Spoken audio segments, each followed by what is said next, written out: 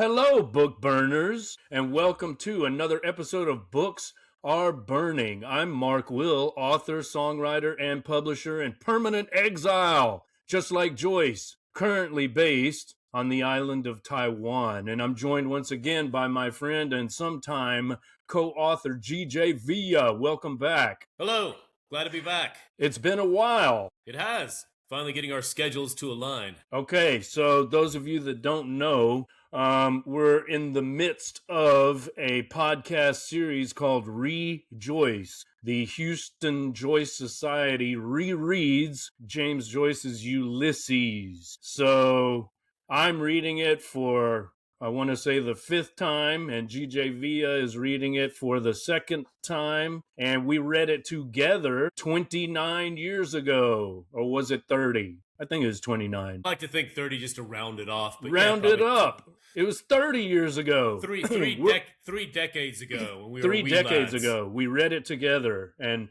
I had read it once before that. And since then, I read it a couple of other times. And now we're reading it together again. And we have, inspired, I guess, other people to read along with us. And actually, we were inspired by our friend Brian Whitten, a.k.a. Ryan Whitlow, who is reading it for the first time. And so, we said, sure, we'll do that. Why not? We ought to read along too. It's been a while, so here we are. Anyway, we've done 6 of these podcast episodes, 1 episode per episode in the novel of 18 episodes. And so today we will be getting into episode 7. That's our focus today. But I just want to ask, how far along are you in the book, actually? I mean, it's been a while since I read Aeolus, and I read, that's episode 7, for those of you that don't know. I read it, I want to say 7 or 8 times. That's pretty crazy, but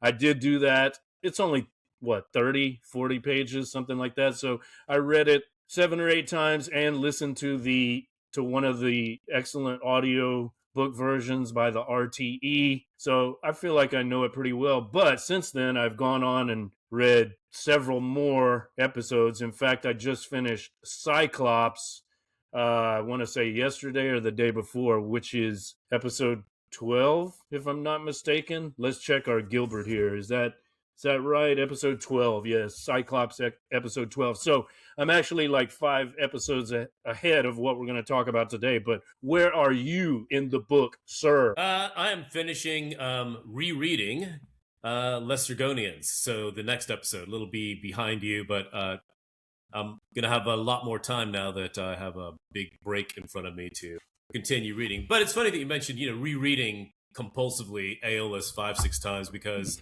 in this year of rereading Rejoicing in Joyce, right, we've talked already about how the second time around is such a kind of experience of the familiar and the strange, and new correspondences, new appreciations, as well as sort of like remembering the old ones that you loved before, right? But I'm definitely, in preparation for this, reading each episode at least 2 or 3 times, once with the audiobook, right? And then again, once without it at the very least. So in short, this sort of project of ours is very much about the pleasures of rereading and revisiting, sometimes again and again, and how those revisitings are rich each time. Wouldn't you say, like in rereading Aeolus those 4 or 5 times, that time number 4, you were noticing different things or finding new appreciations? Well, 7 or 8 times, but who's counting? Who's counting, right? Yeah, definitely. I mean, I did it because I wanted to. It's like, wait, let me make one more pass through it. I think I missed something. And actually, that's always the case. There's always, if I read it 9 times, I'll find something else, that I didn't notice the previous 7 or 8. You know what I'm saying? I'm sure you find that to be the same for you. So, and it's also not even a question of noticing new things, which is of course a pleasure, but it's also re-noticing those old things that somehow acquire upon that rereading another level, another depth, another appreciation. Yeah, a deeper significance. Absolutely. Yeah, for sure. And as you say, it is pleasurable. I mean, I just enjoy it. I enjoy going back into the world of the newspaper, which is the scene of this particular episode. Let's dive in. Yeah, let's just dive in with that little Well, preamble. just hold on now, GJV. I want to ask you one more question All before right. we Yeah. start the slideshow. This episode 7, was not one of your favorites the first Right. time you read it. Am I right about that? True. So, Yes. have you changed your opinion about episode 7, Aeolus? Completely. I really appreciate it now. And I think the first time around, right, those of you who are reading it for the first time, or if you remember your first time reading it, you're just orienting yourself. Whether you're using guides or not, right, to try to make sense of the episode, that first pass is, even if you go back and reread it, it's still that first experience. And so when you get to Aeolus, and we'll talk about how suddenly, after we've sort of equipped ourselves with the stream of consciousness in its various forms in the previous episodes, Joyce does something new with the headlines that disrupts our reading experience, right? So the first time I read it, I was just sort of thrown off course, appropriately enough, the ways that Odysseus from the Odyssey is thrown off course in his own adventures, right? Um, uh, Whereas coming back to it this time, in the context of having read the whole thing and having a sense for how it fits in the whole, it was much more pleasurable, right? And you know Much what more to enjoyable. expect, so it doesn't throw you off course. It's not so disorienting as it was the first time. Exactly. Also, beyond that, I would say that, if we think about the 3 previous episodes to this, right, the first 3 Bloom episodes, those things are magnificent, right? So for the first time reading, for me at least, right, going through those 3 episodes, I felt like there was a build, there was a sense of the focus is primarily on Bloom, the contemporary Odysseus, and so after those 3 experiences of like, whoa, this is amazing, to get hit by Aeolus, right, the first time, you feel like something is disrupted there, right? It's not continuing in the same vein. Whereas this time you understand how it fits, and because you can appreciate Aeolus more, right, you're seeing how, though Bloom may not be the only character, the central character per se, I mean, he still is, right? You learn a lot about him in that episode too. So yes, long story, right? The short stories, yes. Second time around, I like Aeolus quite a bit, I would say. It's a very entertaining. There's a lot of humorous moments, right? There's a lot of satire and irony, so it's a load of fun.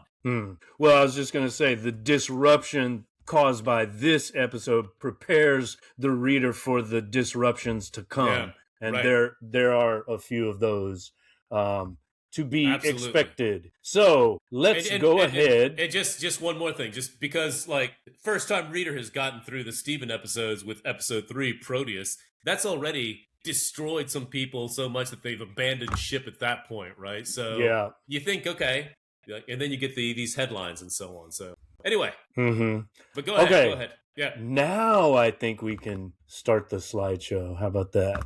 Can you see it? Yes, there it is. Okay, so this first slide says, Rejoice, the Houston Joyce Society rereads Ulysses. I already said that in the intro, so I don't know why I'm repeating myself, but if you're watching the video, you can see the slideshow here. And today's portrait of Joyce is a drawing by Wyndham Lewis. I found this recently and was surprised because I thought that Wyndham Lewis despised Joyce. I've even read like a criticism by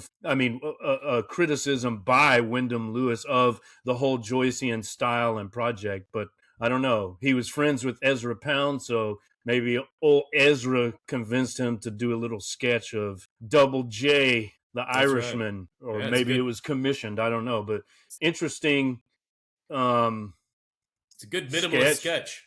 Yeah, I mean, it captures his likeness pretty well, I'd say. All right, we won't dwell on that. Moving on, we've got breaking news headlines in tribute to this 7th episode, Aeolus, which talks about newspapers and the media and so on. And as we hinted at before, features these headlines. It's a stylistic break or breakthrough. So since we last, recorded, I found out that according to The Guardian, James Joyce had syphilis. A new study claims. It's breaking news. Oh, wait a minute. It says this article is more than 11 years old. But anyway, it was new to me. So I think I sent it to you and you read it, right? Any thoughts on that? Right. Double J had the SIF, maybe. That's right. That's right. I think I remember when this came out, right? We both read, I think, Ellman's biography, and there was, certainly that attests to the fact that Joyce had uh, frequented the brothels quite frequently, right? But the syphilis question, did he have venereal disease? Was that the cause of his, um, uh, uh, Blindness. damaged eyesight, putting it mildly? Still wasn't definitive, but yes. So this is it. It's likely, if not probable, that he did indeed have syphilis. There we have it. Was he still going to the stews after he married Nora? Was this like an open secret, or I don't know? From what I remember, you're more the Ellman expert than I am. From what I remember, more of that was done pre Nora. So as a young man, and in fact, in Portrait of the Artist, right, Stephen Dedalus visits the sort of red light district, so to speak. Mm-hmm. Yeah. Okay. So pre Nora primarily. And I think you sent this to our little WhatsApp group.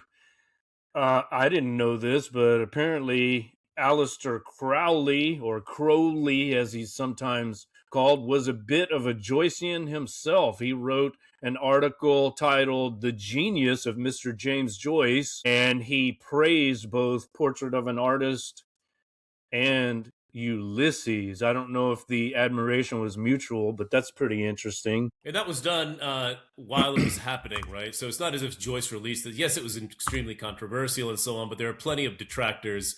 And in this piece, Crowley says essentially, like, he's a genius and he will be recognized as such, in the ages to come. Yeah. Which certainly is indisputable, right?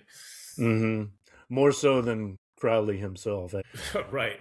But some people like his white stains, among other works. Bowie, for instance. But I digress. All right. We've got some messages from the various mail bags. We've received some correspondence on the YouTube channel and on my Substack. So first, the headline here is HJS welcomes you, the Houston Joyce Society. That's us, and everyone following us, you're automatically in the society. All those in favor say aye. Aye.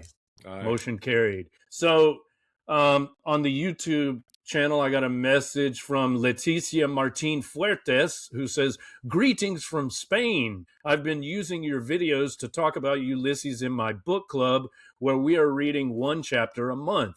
And yes, this is the episode where I almost threw in the towel. She was responding to the episode 3 Proteus video. And so she says, but your videos helped. Thank you. And thank you for following, and don't give up. I hope you're still continuing your journey through the novel. Let us know how it goes. And then I literally saw this message on my Substack like 1 hour ago, and I screenshotted it and threw it in the slideshow. This is from Colt Craw, who says, love the podcast. Recently discovered as I am reading for the second time. Hey, like G.J. Villa. He says, Indeed. my mind was blown when my buddy I am reading with called out the missing fifth river of forgetfulness in the underworld. Remember that? We talked about that. Yeah, one of my favorite Joycean strokes to date. Looking forward to the rest of the experience listening to the podcast. And then he says, also snagged your books and look forward to reading them as well. Awesome. Yeah. Thank you so much, Colt Craw. Hope you're reading Flansday. Do I have a copy? Yes, I do. It's right here. We'll show that again later. But this was co-authored by myself and G.J. Villa, who's with me on this podcast. So let us know what you think about that and any other works by Mark Will. Your support is greatly appreciated. So just briefly, that fifth river, this came up in the last episode 6, about Hades, right? So I pointed out that Gilbert was mentioning 4 rivers, right? But I noticed actually there are 5 rivers in Hades. So what's this about 4 rivers? And so, according to Gilbert, the 4 rivers are the Dodder, the Liffey, the Grand Canal, and the Royal Canal. But there's also a river Tolka. right? Right. So that if the five rivers of Hades are being like alluded to when Joyce refers to Dublin's geography, we would have to include the Tolka, the River Tolka. That would be number 5 if you count the two canals, right? And Right. so I think what Colt Craw is saying here is that Joyce deliberately left it out. He quote unquote forgot it, right? Because we have the river Lethe, which is the river of forgetfulness. So that is a pretty clever Joycean stroke. We might even call it a master stroke. I see what you did there. You saw what I did, yeah. That's right. All right. So very nice that we're inspiring more and more people to read and follow along. We certainly welcome your comments, and let us know if there's anything else you'd like us to include in upcoming episodes. All right, so just a reminder, these are the texts we're using. GJ Villa has the double J, which is the Random House, right? And I'm using the Modern Library without the cover, and the spine is still damaged. We've already told the story about how my ex-wife, in a fit of jealous rage, tried to destroy the spine of my beloved copy of Ulysses. Indeed. Yeah, we're no longer married. Okay, let me just put it that way. To that woman. That's right. Yeah. Indeed. All right, and so we're still in the middle section of the book called the Odyssey, or the Ulysses section. That's episodes 4 through 15. And remember, it starts with the big M, just as the first section started with the big S. S and M. All right, so episode 7, Aeolus. I'm calling it Blowin' in the Wind. How do you like that? There you go. Very apt. Here's some kind of relief sculpture of Aeolus blowing on a plant, blowing it down, blow the man down. All right, so I'll let you talk about the connection with Homer's Odyssey. This is a slide headline KMRGA. We'll see why in a moment. Can you read that? Yes, I can. Did you want me to read that? Please do. Sure. So, after escaping the Cyclops, Odysseus and his surviving crew find themselves in the land of Aeola, home of Aeolus, the Warden of the Winds. Aeolus wines and dines Odysseus and his crew, and after a month's time, sends them on their way with a magic bag containing all the unfavorable winds. This way, they can't be blown off course and can sail straight to Ithaca. With Ithaca finally in sight, the sailors become convinced that Aeolus has given Odysseus treasures that he is hoarding from them. The sailors open the bag, releasing the winds, which blow into a squall and send them all back to Aeolia. Odysseus humbly asks Aeolus for help again, but this time he tells Odysseus to kiss his royal Greek arse. Odysseus and his crew must restart their long, dangerous trek home. Hence the KMRGA rather than KMRIA. And so this is from book 10 of the Odyssey, and the little blurb that GJ Villa just read is from the Blooms and Barnacles website. I'll put a link in the show notes. It's called Ulysses and the Odyssey, Aeolus. So that's something to keep in mind. There's an Aeolus figure. Bloom, of course, is the Odysseus figure. And one thing I was thinking of when you were reading this is that Bloom goes back and forth too, right? He leaves the newspaper and then comes back. And so that's, I hadn't really thought about that, but his movements parallel very closely those of Odysseus, right? That's right. In his relation to the Aeolus character, the editor. So something to keep in mind. All right, so here's our schema for this episode. I call it the Gilbert Linati Will schema.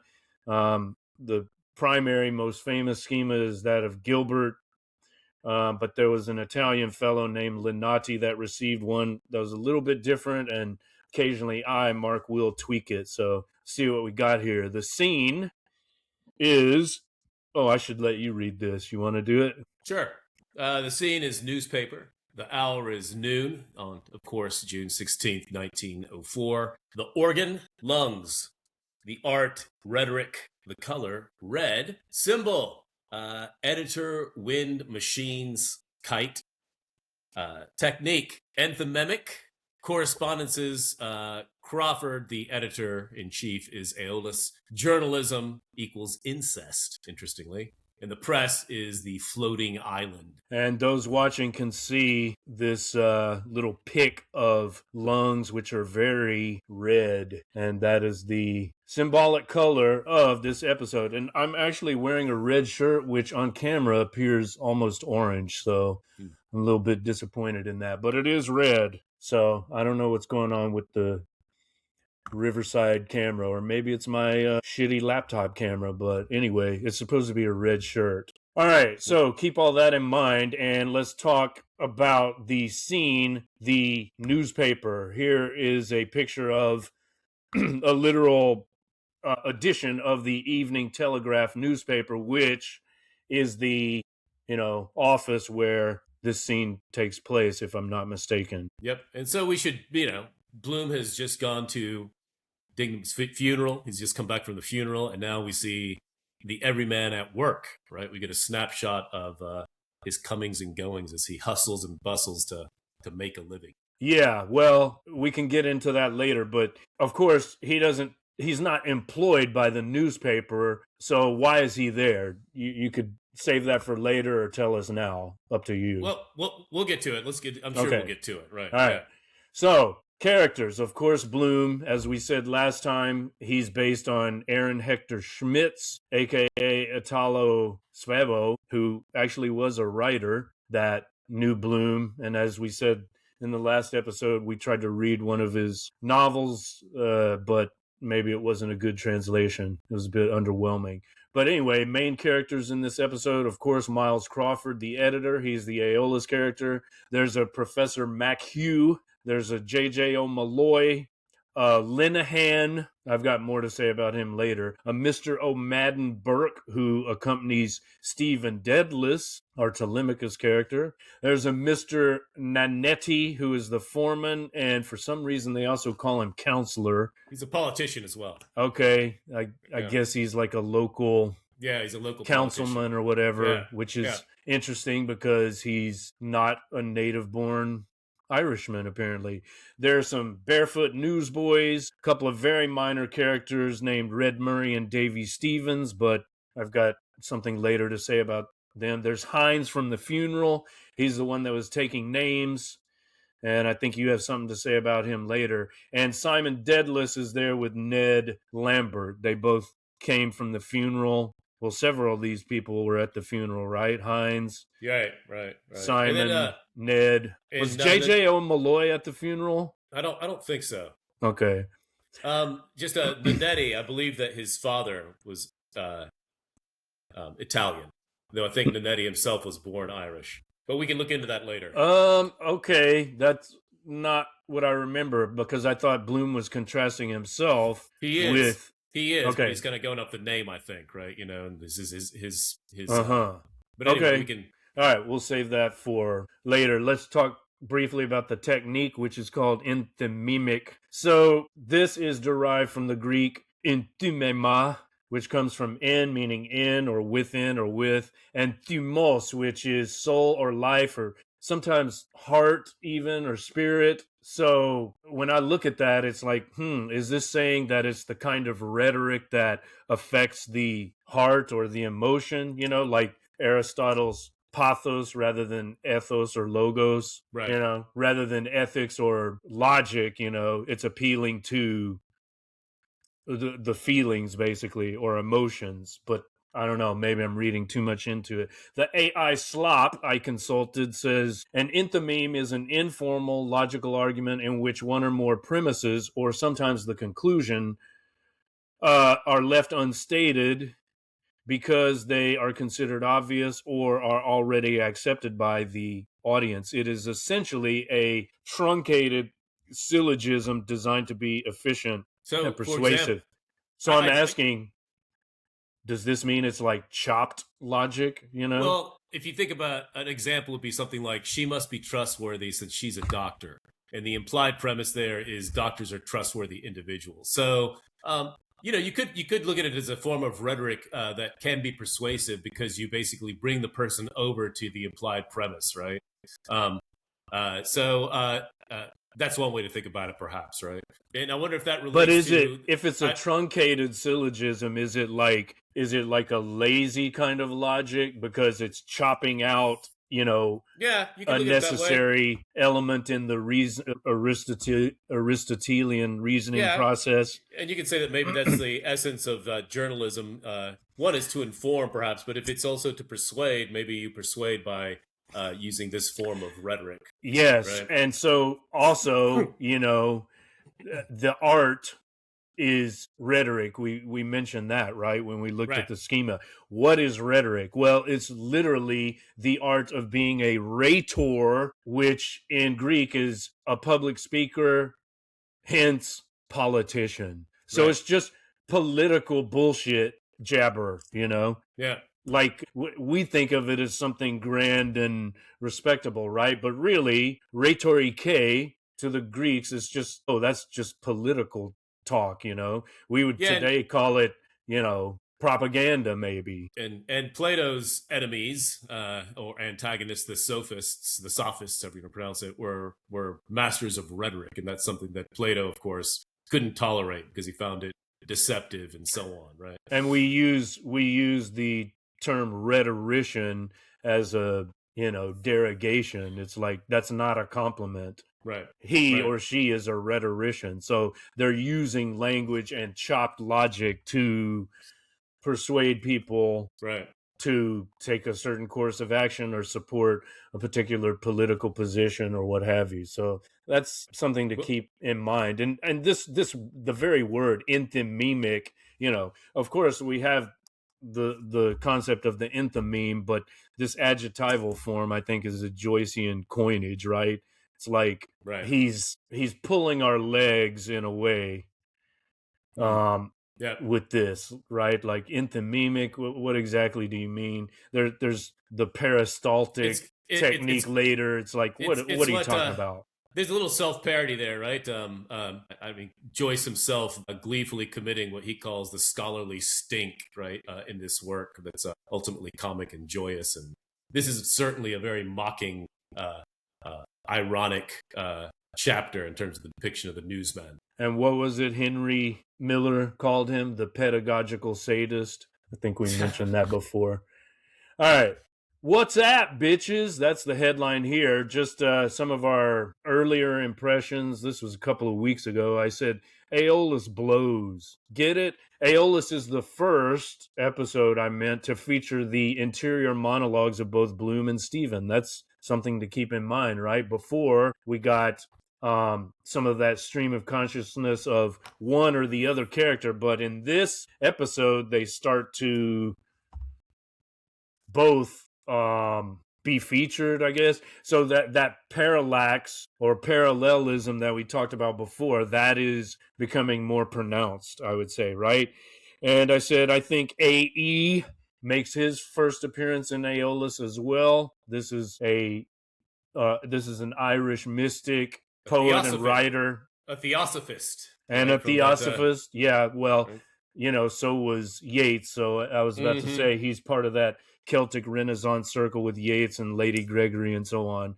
And then I said the consensus seems to be that the hierarchy of cultures is Greece at the top of the heap, followed by Israel, followed by Rome, ancient Israel we're talking about, not this modern Zionist bullshit, followed by Rome, and at the very bottom, perfidious Albion and its bitch, the USA, I would say. But where is Ireland? And then you said, What did I say? Right? well, Oh, it's right. I said, oh, you're saying, yeah. Remember that Mulligan in the first chapter, first episodes, tells Daedalus that they could Hellenize Ireland. So, in terms of the project, the aesthetic project of those boys, right? Their Ireland would be the revival of a new kind of, art center, if you will, right, with its huge influences the Greeks had, and Daedalus certainly, and by extension Joyce, they're going to be reacting against these sort of Celtic revivalists, right, of which Yeats was a part, right? That sort of sentimental view of Ireland. And in fact, in this chapter, there is a speech, overly poetic speech about Ireland that's being mocked by some of the newspaper men. Anyhow, so where is Ireland? That's one way to look at it, right? Ireland might also be Israel, right? In other conceptions, right? Insofar as they're in captivity to the British. Well, and then you said I said Albion. Yeah. Albion is the new Roman Empire, and then you responded in Yeats' mind and perhaps in the collective mind of the so-called Celtic Renaissance, Ireland and Greece were rough equivalents. So What I was saying is that even, I mean, Yeats talks about this a lot. He draws parallels between Greece and Ireland, right? So, in that sense, maybe at least Mulligan's conception of this Hellenizing project is not so different from that of Yeats, even though he's like, one of the younger, he's a member of this younger generation. But Joyce, I think, would have, and, by extension, Stephen would have had a slightly different view, a more universalist view, right? Like, I think, right. I was mentioning this to our friend Maria. I think Joyce is not, he uses Ireland and Dublin and so on, but I think he would agree that any place could have this universal significance, right? To be too tight, to be tied too closely to a particular piece of dirt is kind of ridiculous. Sure. And yet, ironically and wonderfully, Joyce does what? He writes exclusively about dear dirty Dublin and then universalizes it with his godlike sort of vision of the parochial, right? It's quite amazing.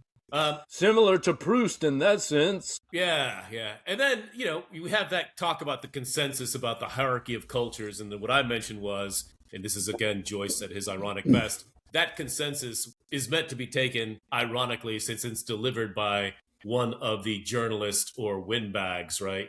All these men who are full of hot air in this episode. All right. And then, I don't know, a few days later, I said, this is after I'd read it maybe 7 or 8 times. I'm now thinking of Aeolus as a satire on journalism, punditry, political rhetoric, mass media, and as an afterthought, also formal education. Windbags and blowhards.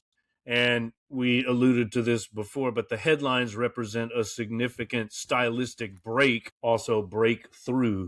You can look at it a couple of different ways. I like it more and more. So all right, that's why I read it 7 or 8 times, I guess. Now, we received this in one of our mailbags just yesterday. It's the voice of Portlandia. I'll let you read it. This is our friend and associate, Ryan Whitlow, a.k.a. Brian Whitten. Take your pick. He's the one who inspired us. He said, I'm going to read Ulysses this year. You guys want to join? I'm like, hell yeah, let's revisit. So what's his take on Aeolus? He is a first-time reader, enjoying it very much. He says, Blowin Deadless don't get blown off course with all the bullshit. And there's a lot of it between the tabloid machinery and sentimental nationalism and pretentious, puffy writing. It's a stormy chapter, obviously. The story, or ship, is broken into pieces and off course. It's somewhat erratic. The sounds of the streetcars reminds us of the grind of machinery and imminent change. Bloom is dismissed by inferior people. It's a struggle to hold on to something, maybe oneself, with a ship, while the ship gets battered. I'm going off the cuff. I didn't take notes because it's all I can do to read the companion notes and Ulysses this first time around. There's so much to discuss, which is probably why I should join the conversations. I would need to review the chapter again to offer more. I'm probably misremembering and conflating other episodes here. I think I probably could have stopped reading that last bit because I think he has plenty of insights there just in those first few lines about the chaotic nature of things. I really love the idea that the story here is like the ship in the Odyssey being blown off course, right? In some ways. But this is a good point about the conflation of other episodes, right? Sometimes I have to, not sometimes, often, I have to go back and look something up. Like, where was that again? I mean, right. I am taking notes, so that makes it a bit easier. And as always, I'm underlining and, multiple underlining. What did you say? It looks like I'm like almost cutting through the page or something, or digging, incising. Ferocious underlines. That's right. Ferocious underlining. There you go. That's right. But this is true, right? I mean, we were talking before about the foreshadowing and the callbacks, right? Mm-hmm. And this is why the episodes do tend to merge. There are these clear boundaries and so on, but sometimes the content breaks through the boundaries and spills over into previous or later chapters, Yeah, if that makes sense. absolutely. Episodes. Yeah. All right, so thank you for that input. Also, as some may remember, we, for very specific questions, we consult the Gifford, which is what, Ulysses annotated? Is that what it's called? Ulysses, yeah, Don Gifford, his Ulysses annotated, which I'm using this time around. I didn't the first time. Just So to get, go the ahead. headline here is "Thus Spake the Gif." So I had some specific questions for you. I don't know if we need to read all of these. Maybe we can come back to this later. But there's, I was wondering who Rutledge was. Rutledge's office is mentioned. There's a Davy Stevens, a very minor character, but apparently he was well known around Dublin. There's William Braden. There's reference to His Grace, and seems like there's not universal agreement about who this is. Probably it's the Most Reverend William J. Walsh, who was Archbishop of Dublin, and for whatever reason he was visiting the newspaper office, and that's why there's reference to a crozier, Crozier, which is like a, the bishop's paraphernalia is kind of rod or Staff. staff or something. Right. And then the House of Keys, that will come up later, Keyes. And of course, we've seen a lot of keys, and there are more keys in this episode as well, not just the keys of the ad that Bloom is so concerned with. So I don't know. Anything you want to say about this? What about the Telegraph office? Maybe that we should clarify that. It says the offices of the Evening Telegraph, Evening Daily, were in the same large rambling building as the offices of the Freeman's Journal and National Press, Morning Daily. So that's a little bit confusing. So basically, you have a morning daily and an evening daily, and they are basically closely associated, as it says here. They're both owned by the same company. So we are in the offices of the Telegraph, right? But that also houses, if you will, the Freeman's Journal, right? These two newspapers. It's basically the sort of center of the news, right? The lungs, in terms of Dublin, right? It is the lungs of the city, and it sort of breathes in information and breathes out the news. Oh, that's a good way to think of it. Now, are they separate operations? I mean, for example, is Crawford the editor of both, or only the Telegraph, you think? Probably just the Telegraph. But I would, I guess they're preparing these guys have time to go out for lunches involving a lot of drinking, right? Liquid lunch. So they're getting the evening daily prepared, I guess. All right. Well, it's time to reflect, ponder, excogitate, reply. And for that, we turn to our correspondent in the Carolinas. It's G.J. Villa. And please, as always, jump in at any point, right? I'll just mention a few things. First, general impressions of this article. It's a very busy. There's a lot of comings and goings. There's a lot of movement. You have the presence of mail. There are messengers. There are newsboys running in and out. There's headlines. Moving trams outside, right? There's exits and entrances. People coming in and out. Bloom among them. So it's a busy sort of episode in that respect, right? And then we should probably start by talking about the headlines. The episode technique is rhetoric, and the headlines for each of these little things that are happening kind of function as a parody of journalism, with each headline a kind of news report emphasizing the mundane, right? The quotidian things that are happening in the newsroom and around the city. I really found useful that the last three paragraphs of Bloom's and Barnacle post, one of the sources we've been consulting is Bloom's and Barnacle's, fantastic, but one of the posts provides this excellent commentary on the innovative headline technique. And one of the standout lines from that is as follows, right? That you can think of the headlines as an example of bathos, meaning a shift in tone from the sublime to the ridiculous, right? Yeah, so this I had a question for you here. This means the sublime of the previous episode, Hades, which Yeah, you is, could. You, a pretty heavy. I mean, that's we talked about how that was a sublime episode, like as Burke, for example, would define the sublime. yeah, you could Kind of say that, gloomy. Yeah. or just that the bathos really stands out pronouncedly in this chapter. And so, if this is a great book, an important novel, right? The blog post goes on to say that here's something good. Joyce deploys bathos throughout the novel to undercut the egos of all of us smarties, demonstrating how the absurd can lurk just beneath the surface of great art, right? Mm-hmm. So we see that, right? A little bit more from these last. I'll just pick and choose a handful of quotes. It says the headlines themselves shift stylistically from staid, dignified, Victorian-style headlines to the more sensational, yellow journalistic style of Joyce's day. They're meant to show the degradation of journalistic writing.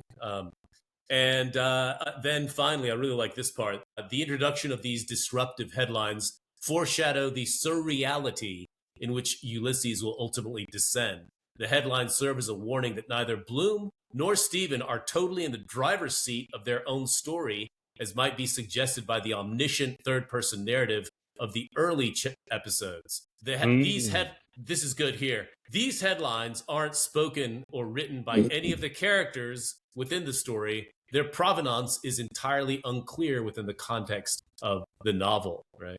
Well, we've got that omniscient narrative voice, like hovering above everything, paring his fingernails, perhaps, offering yet another layer of significance, right? Or another voice to add to the polyphony of voices. This actually, there's I told you I just finished Cyclops. There's a similar kind of, omniscient narrative voice or voices in Cyclops. So we'll talk about that later. But as we said, the disruptions of this episode 7, are slowly preparing us. I mean, maybe it's jarring, but it's preparing us for the polyphony to come, or the multiplicity of voices and perspectives. And as you say, that lack of controlling narrative voice, right? Like absolutely, and stylistic innovations, right? Like later, this disrupts us here, but wait till we get to the Circe episode, which is that hallucinatory stage play, right? Or wait till we get to the one of the last 3 episodes where it's a catechism form of question and answer. Right. I mean, so he's going to do some strange things that hadn't been done before, right? You've just sort of up till this point finally gotten equipped with the interior monologue and even with the Proteus, which is so hard to get through, right? But here we have something new, right, which will prefigure some things that are new later. Yeah, actually, Proteus is, as we make our way through the book, Proteus seems almost simplistic. Yeah, there's stream of consciousness, but it's still just one character musing as he walks along the strand. It's almost like it's pretty basic in the Joycean world. Right. So, there was something else very important I wanted to say, but now I can't even remember what it was. So I guess we'll just come back move to on. But just I know. Yeah, just quickly. So looking ahead, I hadn't remembered this. I know we've always joked about how Oxen of the Sun is the most difficult. Arguably, that's the most tough. difficult. Drag. It's a drag. It's long and hard, and yes. Yeah, but its length pales in comparison to that of Circe. Circe is, in terms of length, much longer, right? If you look at the times of the the audiobook version, Circe is like 4 hours, if I remember correctly, and Oxen of the Sun is only an hour and a half, 2 hours, 2.5 maybe. I don't remember exactly, but Circe is the longest by far, even longer than Penelope, I think. So right. That's something interesting to keep in mind. So anyway, if we think about examples of the way this omniscient I don't know what we can call him, the newsman, the editor, the headlines writer, basically Joyce doing everything here, right? The way the headlines are used to mock and ironize and to ridicule, right? In the headline, "How a Great Daily Organist Turned Out," we hear that Bloom says, "It's the ads and side features sell a weekly, not the stale news in the official Gazette," right? So his observation undercuts the pompous uh, headline, there's a section called "Oh Harp Aeolian," right? What is that harp Aeolian? It's somebody flossing his teeth. He took a reel of dental floss from his waistcoat pocket and, breaking off a piece, twanged it smartly between two of his resonant, unwashed teeth. So you have that image of this newsman. That's the harp Aeolian, right? The sound. Bing, bang, bang, bang, right? Isn't there some right. onomatopoeia there? Yeah, I believe so. Or at some point, there's some onomatopoeia. There's plenty of examples of that throughout this chapter, right? I didn't even pick up on that. That's a nice catch there. The flossing is the playing of the Aeolian harp. Yeah, of the Aeolian harp. And then finally, there is an episode in which you have all the men praising themselves, right? The Ulysses guy points out that there's a celebration of all the diverse talent present in the room, which is slightly absurd because J.J. O'Malloy is a failing lawyer. Professor McHugh is not actually a professor. Stephen is to this point an unsuccessful poet, and Lenehan is, well, yappy. And I'll point out that the title for this chapter is Omnium Gatherum, which is a mock Latin cliche for confused collection, right? So you see time and again, these are just three examples where the headlines are undercutting, kind of mocking the characters and all their pomp, right? They're inflated. for sure, yeah. And okay, if you're watching the slideshow, you can see a pic of an actual Aeolian harp, and we've talked about how, maybe not in this series actually, but we talked about it somewhere. Maybe it was an episode of Texting, but the Aeolian harp is a standard romantic image, or I should say the romantic poets use that as like one of their stock images. Coleridge, for example, has a poem on the Aeolian harp, and so it's a wind harp, right? The wind just blows through it, and so it's a metaphor for what? The human soul that reacts to the vicissitudes of existence, or the mutability. Artistic inspiration, right? You could say, right? The sort of inspiring nature of music and so on. So what does Joyce do here? He takes that romantic image, at this point pretty much a cliche, and pokes fun at it, right? You want an Aeolian harp? I'm going to show you a little quick image of one of these windbags flossing his dirty teeth, right? Yeah, nice. All right, carry on. We've talked about, there's references to wind throughout, right? There's windbags. All of the sort of journalists are sort of windbags or professors or wannabe professors. That puts in mind that the episode organ is lungs. The setting we've talked about is the back office of the Evening Telegraph, right? And Aeolus, the character in the Odyssey, lives on a floating island. Well, the newsmen live on the floating island, right? The press in general is the floating island, which I think is wonderful because it means it's sort of detached from the rest of the world, right? It's set off. And so these men are basically parroting and all this rhetoric and empty air at each other, right? The news is seen here as mere wind. It's disposable. It's mentioned today and gone tomorrow, and that's something that Bloom acknowledges, right? When he thinks about the tasks of old monks, the day father, who is the guy who runs the press during the day, he thinks to himself, queer lot of stuff he must have put through his hands in his time. Obituary notices, pubs ads, speeches, divorce suits, found, drown. So all the daily detritus that goes into, right, the newspaper, right, the stuff of today. Bloom thinks to himself, it's the ads and side features sell a weekly, not the stale news in the official Gazette.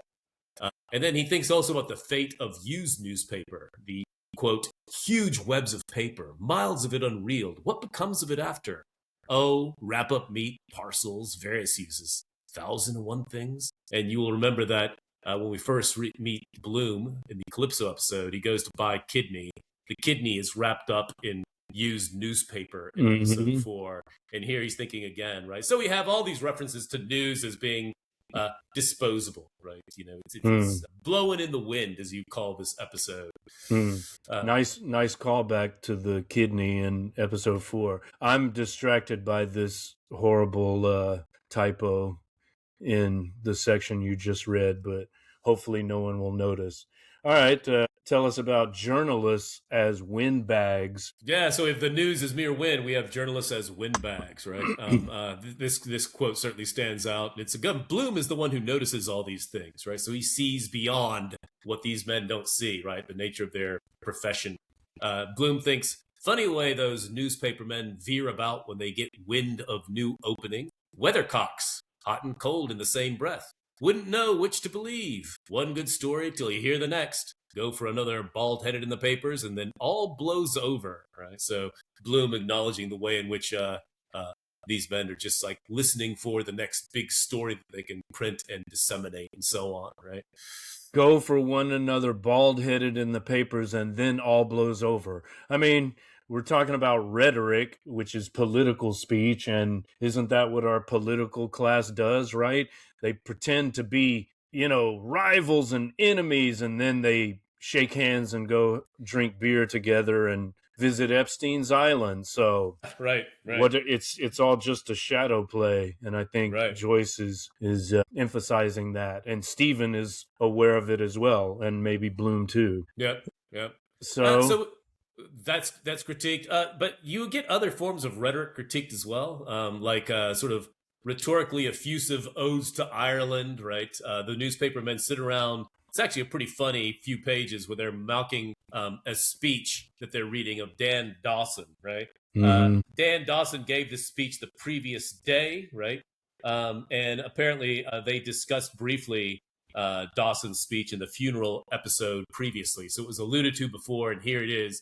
So they're sitting there mocking this excessive ode to Ireland, which has sentences like this. Note the meanderings of some purling rill as it babbles on its way, fanned by gentlest zephyrs.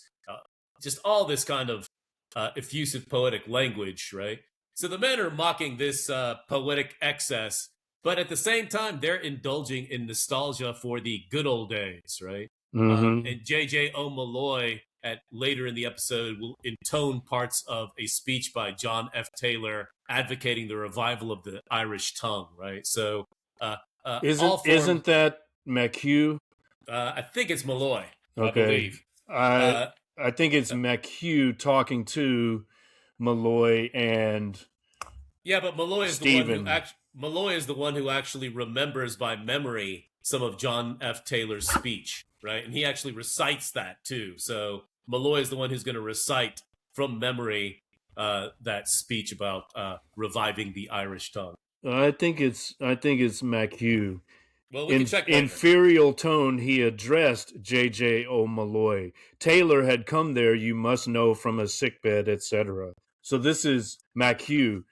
J.J. O'Malloy, his little, speechification is related to the child's murder case. He's like praising Seymour Bush, the lawyer who, defended, I guess he defended the brother accused of murder, and I think he got him off, right? Like that came up in a previous episode. Wouldn't that make sense? J.J. O'Malloy, the lawyer, would quote like something from Seymour Bush. Well, I mean, I know on page 138 of my edition, it says J.J. O'Malloy resumed molding his words. It's the headline, a polished period. He said of it, that stony effigy and frozen music, horned and terrible of the human form divine. He continues, right?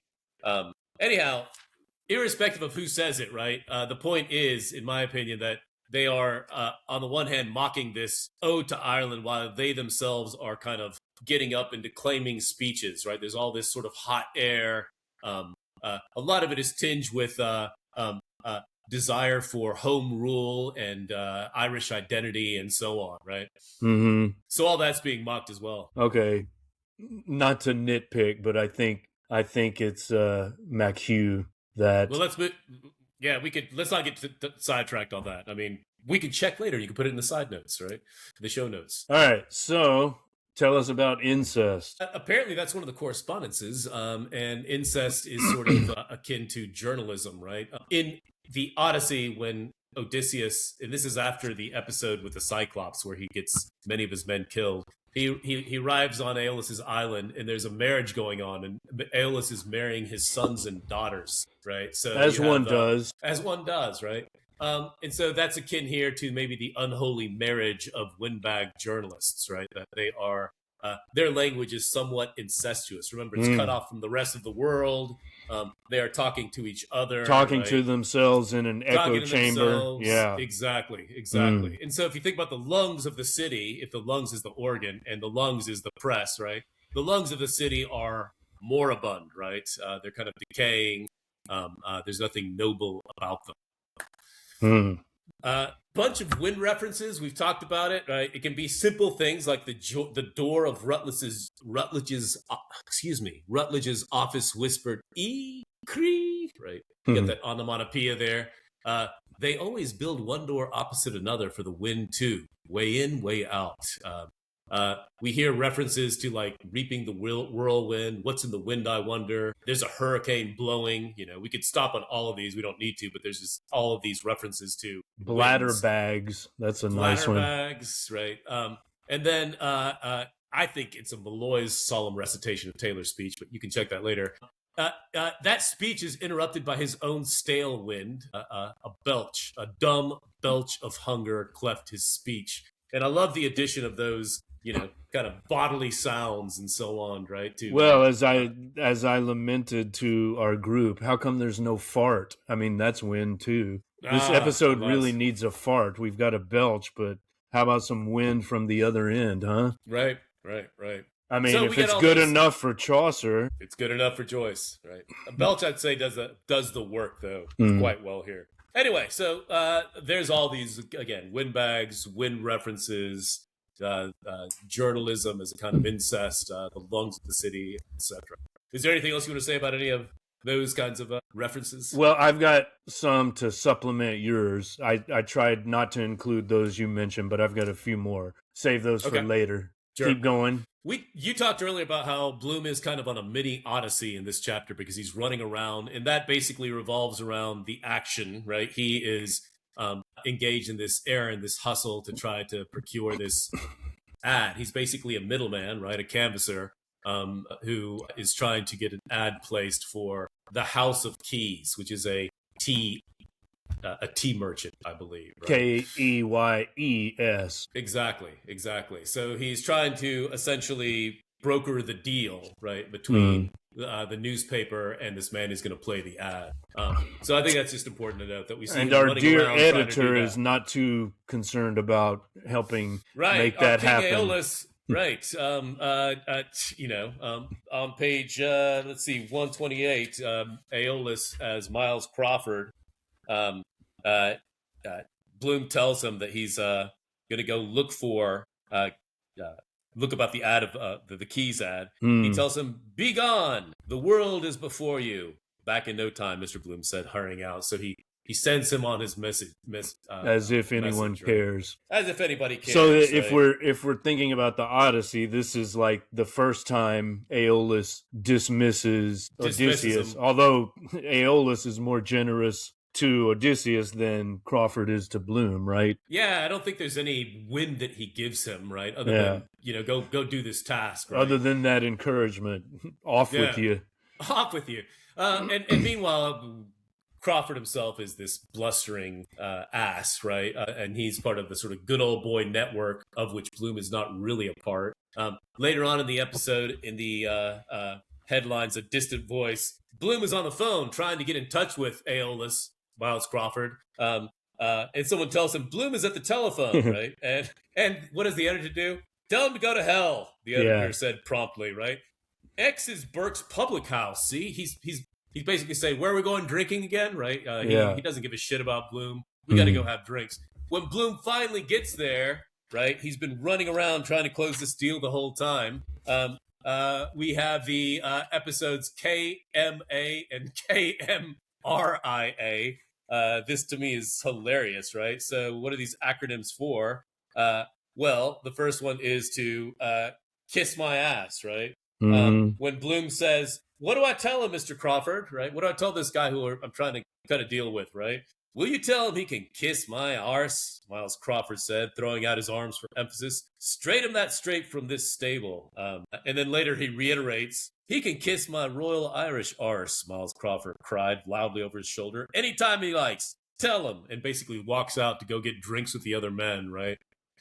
So those are, poor Bloom, as our friend Brian said, he's treated poorly by inferior men, right? These are the guys in charge, the windbags, and they just kind of act, they're pretty much assholes, right? Yeah. And we see Bloom, well, you'll get to that later, but we see Bloom once again being ignored, slighted, openly insulted. The ignoring takes place when he's there in the room with them, but they get even nastier when he's not in the room, right behind his back, right? And that gets worse exactly. as we'll see. Exactly. What else? There's a lot of references to Ireland. Rome is seen as England, and Ireland is associated with Israel, at least in some parts of the chapter. Bloom, interestingly, we've been talking about how he's a kind of cultural outsider, but while he asserts that Nannetti, right, whose father is Italian, or maybe he himself is, never saw his real country, Italy, Bloom asserts to himself, Ireland, my country. And I think that's important because we have been seeing him as a kind of slighted by others, a sort of outsider. But to him, he is part of Ireland, right? He asserts himself as an Irishman, at least here, right?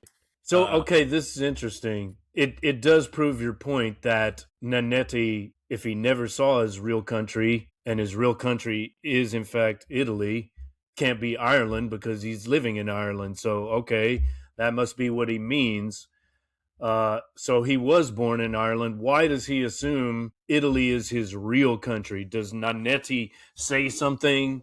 Does he express some kind of allegiance to Italy that would indicate he considers that his real country? I mean, he is, after all, some kind of councilman, politician. So why would Bloom have that thought? I think I might have looked this up in the Giver, but I'm not going to. I don't want to waste time.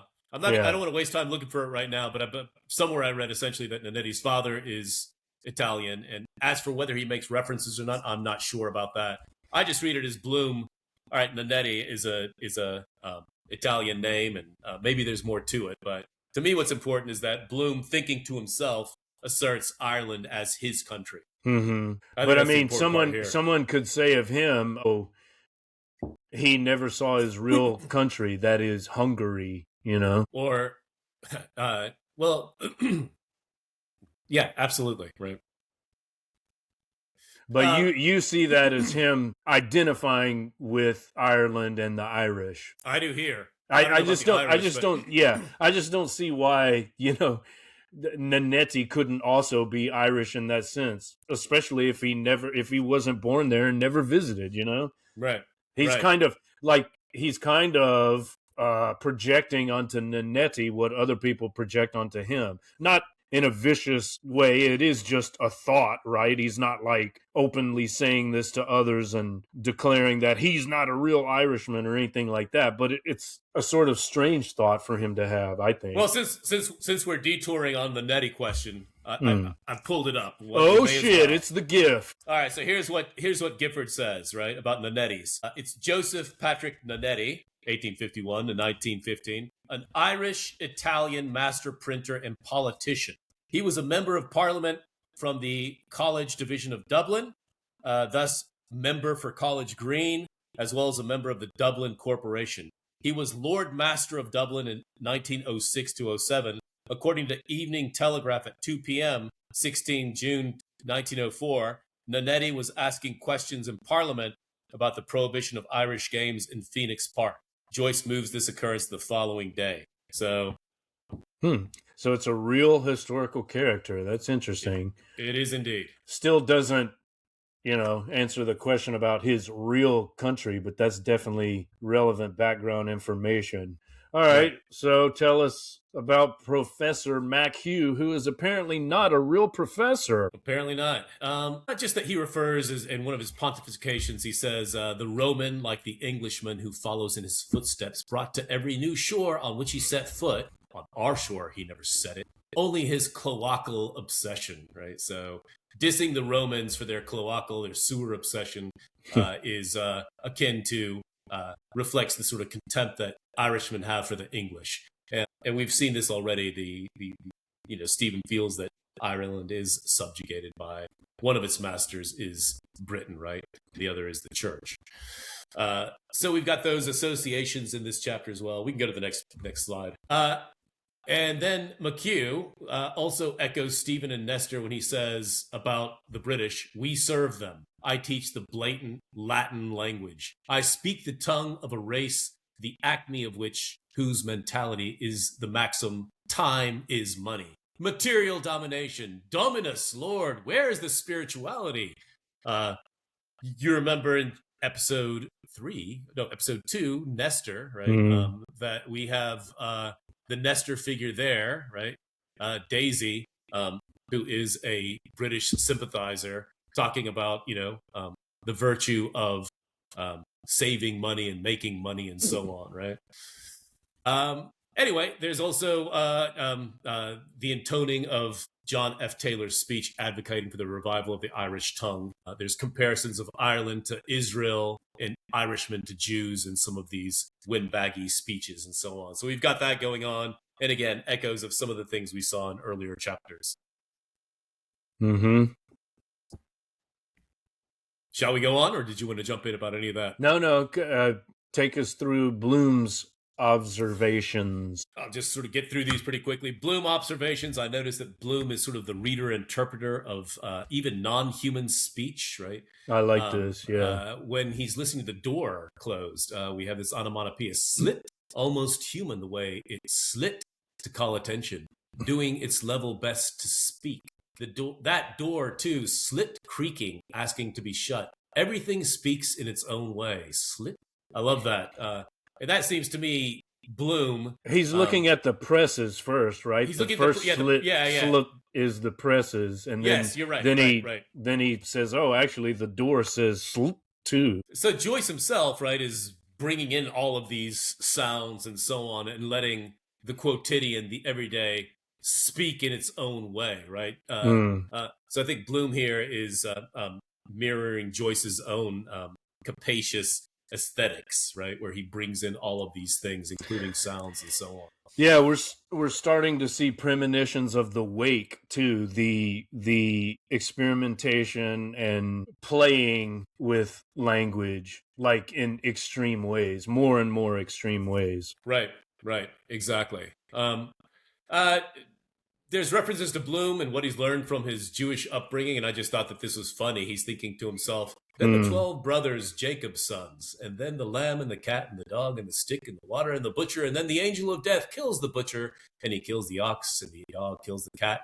Sounds a bit silly, too, till you come to look into it well. Justice, it means, but it's everybody eating everybody else. That's what life is, after all. I love that. That's one of my favorite lines from this episode. Justice, it means, but it's everybody eating everyone else. That's what life is, after all. Amazing. I can see also Joseph Campbell underlining and highlighting that part. Well, we've been talking about the way that moments either echo things that have happened or foreshadow things that will. And this certainly foreshadows the next chapter, Laestrygonians, where we see all kinds of depictions of consuming and eating, so on. So, all right. What else? Bloom is treated poorly, right? Bloom is so sweet. He's trying to hint to Hines, one of the guys in the journalism business, right? Hines apparently owes Bloom money. Bloom hints at that, and Hines basically ignores him, right? So does not take the hint to play poor Bloom. So again, we see Bloom being treated poorly. Bloom is still ruminating a little bit about Sorry, just to interrupt. Is this the That's fun. episode where he says 3 weeks, third hint, or something like that? Well, he says, here's what he says. Hines is Mm-hmm. about to go to lunch. Mr. Bloom stood in his way. And Bloom says, if you want to draw the cashiers, just go to Right. lunch. Yeah. And Hines ignored. Thanks, old man. I'll tap him too. Yeah. And then Bloom says, 3 bob I lent him in meagers. 3 weeks. There it Third is. hint. So There it 3 is. weeks. Yeah. I loaned this motherfucker money 3 weeks ago, and I've given him 3 hints, and he still hasn't paid me. Yep. So they basically blow him off, right? Bloom is still resentful about Menton from the previous chapter, and he thinks about what he should have said to him, right? One of those things that we all do. Damn it, if I'd only said this instead of that. Bloom is roundly ignored again when he comes into the room by all the men, right? He's just ignored. He's not invited to get drinks with the guys when they go to get drinks, right? So we've seen this happen before, right? The mistreatment of Bloom. I've got that passage about Menton. He says, I could have said when he clapped on his topper, thank you. I ought to have said something about an old hat or something. No, I could have said, looks as good as new now. See his fizz then. Yep. So we have all that going on. Next page. I'm not sure if what else did I say about good old Hines, we should point out, is the one taking names at the funeral in the previous episode, Hades. He's the one who hears Macintosh and thinks that's the name of the guy, the mystery man, right? So, and we now understand why he's doing that. Apparently, he's writing it up for the paper. Yes. Right. Okay.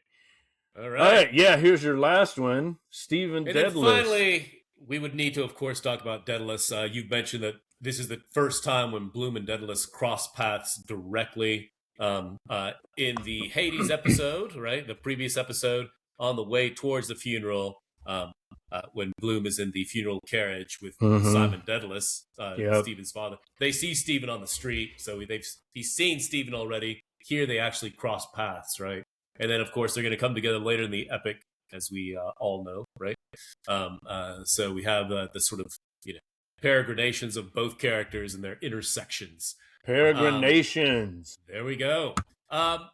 Interestingly, like Bloom, Stephen honors his commitments. In the previous episode at the funeral, we remember that Bloom kindly puts in McCoy's name, right, when they're asking for names for who attended Dignam's funeral, right? Even though he doesn't like McCoy. And Stephen doesn't particularly like Mr. Daisy, the Nestor from Chapter 2, who asked Stephen to use his connections with his journalist friends to put in this letter to the editor about, what was it, foot and mouth disease? Right? And Stephen dutifully does that. So here are 2 men with all their flaws, perhaps, who are men of their words, at least, right? They've been asked to do something for people they don't particularly like, and they do just that, right? And then finally, at the end, right, Stephen tells a story, a Pisgah site of Palestine, or the parable of the plums, about these 2 widows who kind of symbolically seem to perhaps represent withered Ireland. They climb up. They're old maids, right? Old maids. Vestal virgins, right? Right. And they are, what is the story again? It's almost like an abbreviated form of a kind of story that could appear in Dubliners, with its kind of gritty realism and irony. Well, it's more fantastical than something from Dubliners, as I read it. He calls it a vision. Well, he's using that ironically, isn't he? Yeah, right. But I mean, basically, they buy some plums and some other snacks or whatever, and climb up to the top of Nelson's pillar, which they didn't realize it would be such an exertion to get up there. And here it is. It says, Stephen is telling this story. They give 2 3-penny bits to the gentleman at the turnstile and begin to waddle slowly up the winding staircase, grunting, encouraging each other, afraid of the dark, panting, one asking the other, have you the brawn? Praising God and the beloved Virgin, threatening to come down, peeping at the air slits. Glory be to God. They had no idea it was they high. They get up there and they start spitting the plums down the tower, and all they see when they look out is a bunch of churches, right? So the idea there is, that they're looking for the Holy Land, and they're just seeing the way in which Ireland has been colonized by Catholicism, essentially. Stephen tells his story and starts laughing, and then McHugh basically applauds him and says that he's the new Antisthenes, right? A Greek cynic, I believe. It is said of him that none could tell if he were bitter against others or against himself. And that's great. That's a pretty apt representation of Stephen, isn't it? Right? The And guy is bitter, and Joyce too, maybe.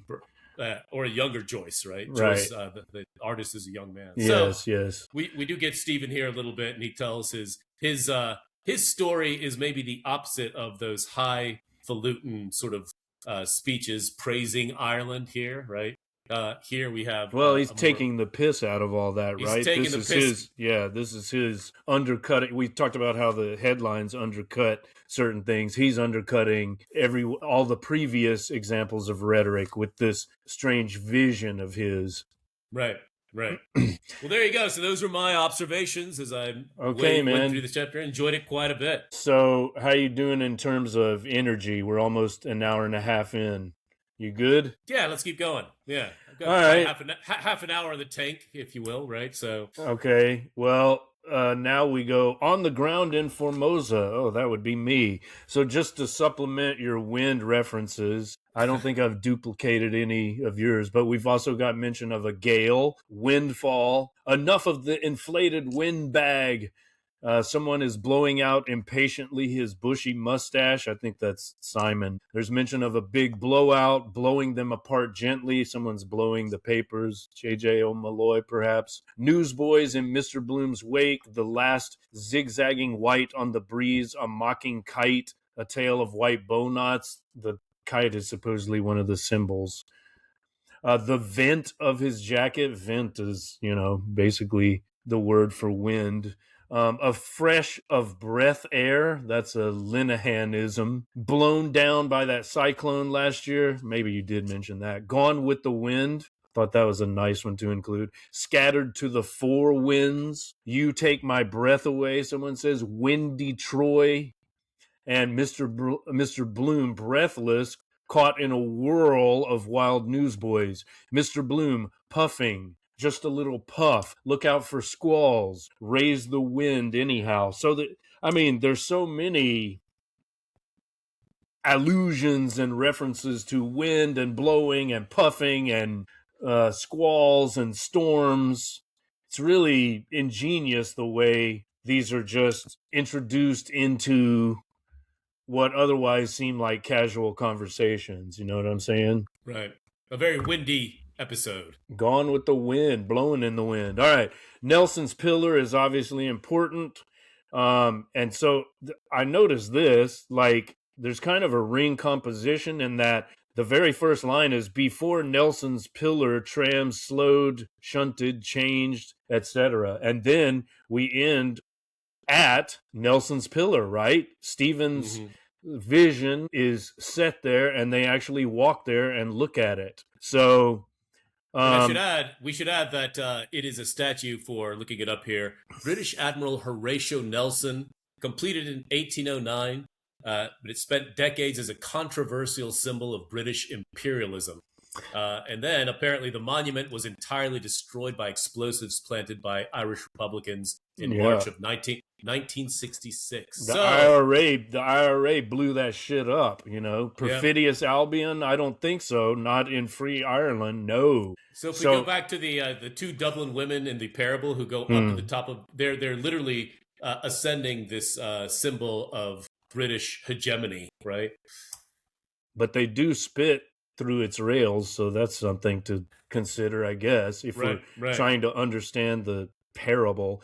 But interestingly, Stephen calls it the statue of the one-handled adulterer. So I looked this up, but Nelson actually, if you look at representations of him, he actually is one-handled or handed, right? He has a stump for a right arm. I guess it's cut off. Maybe is it at the elbow, or maybe it's at the wrist, right? And this is apparently it was a common injury among seafaring warriors or Navy men, right? Members of the British sailors in the British Navy, like that they would, I don't know what, be hit by cannonballs and have to have part of an arm or leg amputated. I mean, we all know the pirate with the peg leg, right? But apparently arms and hands and so forth were often shot off as well. And we should add that in Stephen,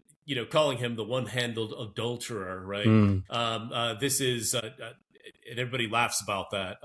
Apparently, he had an affair with Emma, Lady Hamilton. Yeah. And that was one of Georgian Britain's greatest scandals. It's a scandal. That's right. Lasting from 1799 until his death in 1805, the illicit relationship broke strict social rules because they were both married.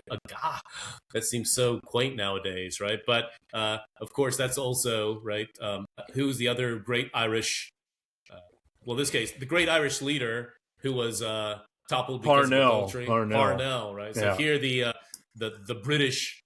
great man is an adulterer, as is Parnell. Parnell's a two-handled adulterer, though. So. Two-handled one, that's right. Yeah.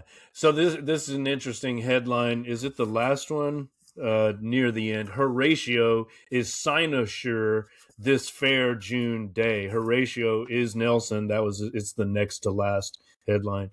Horatio Nelson was his name, and so he's the cynosure. He's like the dog star or the pole star, So obviously Nelson's pillar is a very important symbol in this episode. And it is, that's fascinating that later the IRA just said, nope, we're not having this anymore. So obviously when we were in Ireland, we didn't visit this because it no longer exists. I don't remember, was there some kind of historical marker, put up by the city of Dear Dirty Dublin saying this is the former site? I don't remember what's there now. Was it on O'Connell Street? I can't remember. Something we'll have to look up later. Look it up later, as with so many other things. All right, moving on. So rhetoric. As I see it, there are several specific specimens of rhetoric. We've got Dan Dawson's speech, which you already mentioned. We've got the grandeur that was Rome discourse of MacHugh. And then related to that is this business of lost causes. You know what? I'm going to read part of that, okay? The grandeur that was Rome. This is from MacHugh. He says, wait a moment, raising two quiet claws. We mustn't be led away by words, by sounds of words. We think of Rome, imperial, imperious, imperative. He extended elocutionary arms from frayed, stained shirt cuffs. He talked about the dirty teeth and so on. Well, this fake professor has frayed, stained shirt cuffs. Pausing. What was their civilization? Vast, I allow, but vile. Cloacae, sewers. The Jews in the wilderness and on the mountaintop said, it is meet to be here. Let us build an altar to Jehovah. The Roman, like the Englishman who follows in his footsteps, brought to every new shore on which he set his foot. On our shore, he never set it. Only his cloacal obsession. You already read this, I now realize. He gazed about him in his toga and he said, it is meet to be here. Let us construct a water closet. You didn't read all of it, so I guess it's okay. But that's it. He's actually pretty eloquent there, that's a nice, pretty funny. That's nice. All right, so there's that, and then there's this reference to lost causes. This is still the professor who says, we were always loyal to lost causes, the professor said. Success for us is the death of the intellect and of the imagination. We were never loyal to the successful. This is fascinating, right? It's like the Beautiful Losers of Leonard Cohen. And that's also sort of the only pride a kind of defeated nation can take, right? In some sense, it's both stirring but also pathetic, right? That we, the Irish, are... But it's we've always had this history of lost causes, and we're on the side of the underdog, right? We're at least rhetorically pro-Palestine. We don't side with the Zionist genociders. Fuck that. We were colonized ourselves, so whose side do you think we're going to be on? We were never loyal to the successful. I love that. We serve them. You read this too. I teach the blatant Latin language. I speak the tongue of a race, the acme of whose mentality is the maxim, time is money, material domination, dominus, Lord. Where is the spirituality? Lord Jesus, Lord Salisbury, a sofa in a West End club. But the Greek. All right, so here's what I mean, right? Like he says, the Greek, Curios, shining word, the vowels, the Semite and the Saxon know not, right? So I talked about that hierarchy before. The Greeks, they're at the top, right? Okay, Israel's above, the Romans and the dirty Sassanach, right? But above everyone at the top of the heap is the Greek. Kyrie, the radiance of the intellect. I ought to profess Greek, the language of the mind. Kyrie eleison. The closet maker and the cloaca maker will never be lords of our spirit. We are liege subjects of the Catholic chivalry of Europe that foundered at Trafalgar and of the empire of the spirit. This is a bit windbaggy, but never mind. Not an imperium that went under with the Athenian fleets at Aegospotami. Yes, they went under. Pyrrhus, remember him from episode 2, the Nestor, misled by an oracle, made a last attempt to retrieve the fortunes of Greece, loyal to a lost cause. You still with me? Yeah, I'm with you. Yeah. So, I mean, what do you make of that, right? Again, Well, there's this connection of Ireland with Greece, but the whole idea is that why is it attractive? Because that was a lost cause. Like Pyrrhus was the last gasp of Greek, I don't know, cultural supremacy or glory or whatever, right? So that's why he is a romantic figure to at least Professor McHugh. I mean, to me, that's all interesting and good and so on, but it's also the fact that that is a pontificating speech by one of these many windbag performers, right? Makes it comic. Yes, right? It is comic. I mean, the whole thing is like, okay, that's all interesting, but all you guys are doing are sitting around at midday. You're not working. You're just getting together and speechifying here before you go out to lunch, which will consist of a lot of drinking and probably more of the same. Yeah, you're shit talkers, right? You're big mouths. But that's right. I have to say that comical as some of these scenes are, they do have, all of them in varying degrees have a way with words, like they understand the musicality of language, its comic possibilities. There's an eloquence about it, even if they don't always realize they're being buffoonish at times, So what is it that Joyce, what makes him a genius? He's aware of the ironic element and he's always undercutting himself and others, right? So maybe they don't have that self-consciousness or something. Yeah, absolutely. While giving voice to their ideas, some of which are interesting, if just full of windbaggery, sort of windbaggery. Yeah, and at times it is cringy, right? Especially, as I say, I just finished Cyclops, and you've got the citizen with his sentimental idealization of Ireland. It's like nauseating, it's like listening to a Trumper talk about America.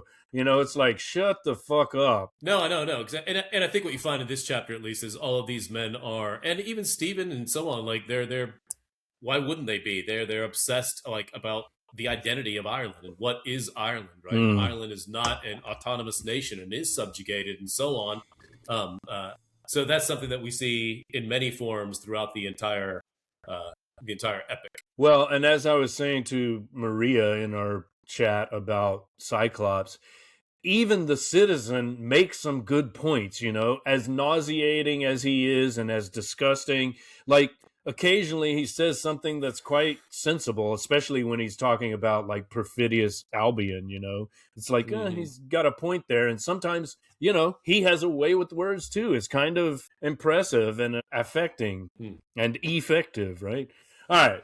So another example, which, I mean, it's not a speech, but I think it's important to note that Crawford, the editor, is trying to get Stephen to write something for the paper. And this is a kind of temptation, right? The editor laid a nervous hand on Stephen's shoulder. I'm not sure why he's nervous. He says, I want you to write something for me, something with a bite in it. You can do it. I see it in your face, in the lexicon of youth. And Stephen thinks, see it in your face, see it in your eye, lazy, idle little schemer. He's I thinking love back that. to Portrait, right? Call back to Portrait. So I see this as like it's almost like a temptation scene, right? No, it's good. And It's good. later Stephen asks himself, could I do that?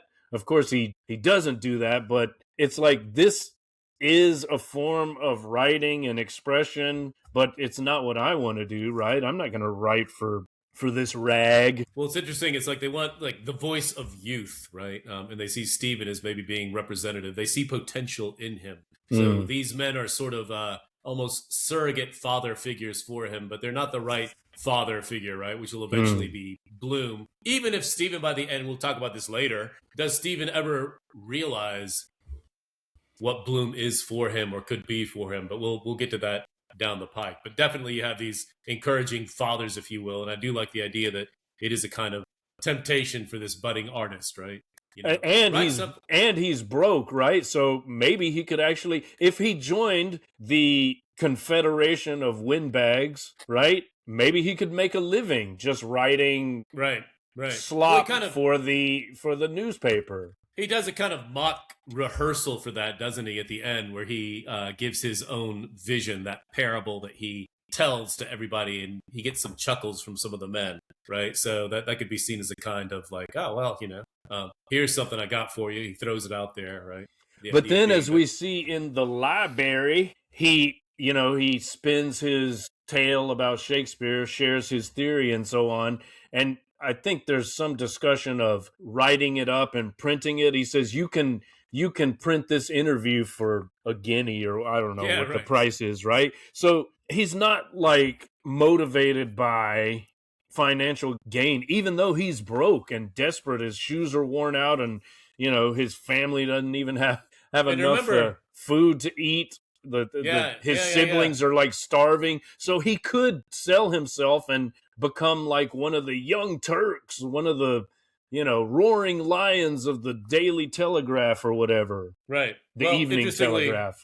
And we've seen another temptation earlier, right, in the first chapter with the Englishman Haynes, who is touring the country and collecting cultural sayings and so on, and wants to maybe quote Stephen sometimes, and Stephen's wondering, well, how much are you going to pay me, right, if I'm going to deliver these Irish witticisms? But but at the same time, we sense, or at least I sense, he's not really interested in the money. This is a way of him undercutting himself. It's like, I'll do this for money, but I'm not going to take it seriously. Right. So I don't know, make of that what you will. So then the next thing is this absurd reverence for a certain Ignatius Gallagher, right? The great Gallagher, as the headline ironically refers to him. And this is some journalist that, Crawford idolizes and idealizes and thinks he was some kind of genius. He says, Gallagher, that was a press man for you. That was a pen. This is the kind of guy that he thinks is a literary genius, some guy who writes, and maybe he is a great journalist. I don't know. It sounds like he was kind of investigative reporter, helped solve a murder mystery or something. So fair play to him there, but he's certainly not the kind of pen that Stephen, the, spiritual son of Thoth, Hermes Trismegistus, wants to be. Right. And by the way, looking this up real fast, Gallagher is also in Dubliners in the story of Little Cloud, where we have a character named Little Chandler, who's this unfulfilled poet who worships Gallagher and meets him at a fancy restaurant, right? So he's in there. And I should add that Ignatius Gallagher, looking it up again, is a real-life acquaintance of the author, who appears as a boastful, successful journalism. Right. He also serves as a symbol of the worldly, exciting life of the characters trapped in Dublin. So he's based on a real person, right? Apparently named Ignatius Gallagher, I guess. Right? Okay. Well, next up is the reverence that J.J. O'Malloy expresses for Seymour Bush. And I'll get more into that later. But he says, what does he say? J.J.O. Malloy turned to Stephen and said quietly and slowly, one of the most polished periods I think I ever listened to in my life fell from the lips of Seymour Bush. So they're all trying to one-up each other, right? You think that's impressive? Well, listen to this. I heard the great Seymour Bush. Right, it was right. that case of fratricide, the child's murder case. And remember, I think we mentioned this last time, Joyce actually went to court. He attended it. All 2 weeks of, right. So it made a big impression on him at age 17 or 18 or whatever. Bush defended him. And continuing, he spoke of the law of evidence, J.J.O. Malloy said, of Roman justice as contrasted with the earlier Mosaic Code, the Lex Talionis, and he cited the Moses of Michelangelo in the Vatican. Yeah, he's really worshiping him, isn't it? But you're right. All of these guys are basically charting out the greatest hits of rhetoric, right? Hey, what about this speech? What about this speech, right? And they're all taking the occasion to vainly showcase that they not only remember the speeches, but can sometimes quote at great lengths from them, right? So, which is in itself, that's impressive, you know? No, of course, I'm not denying that. I'm not. Yeah, I know you're not, but I'm just saying, like, we mock them, and they deserve to be mocked. They're ridiculous and absurd, but you know, there is a great facility with language, and you know, maybe he's at the same time he's mocking it, he's celebrating it. It's like, what other country has so many? I mean, these are just regular dudes. These are just regular dudes hanging out before their liquid lunch, and yet they're able to recite all of these rhetorical passages. Like, who else can do that? Right. You think your American compatriots can do that? Well, nowadays, right, Education Plus back then involved a lot of memorization and recitation. The art of rhetoric was part of curricula, certainly in a way that it's not now. Right? That's true.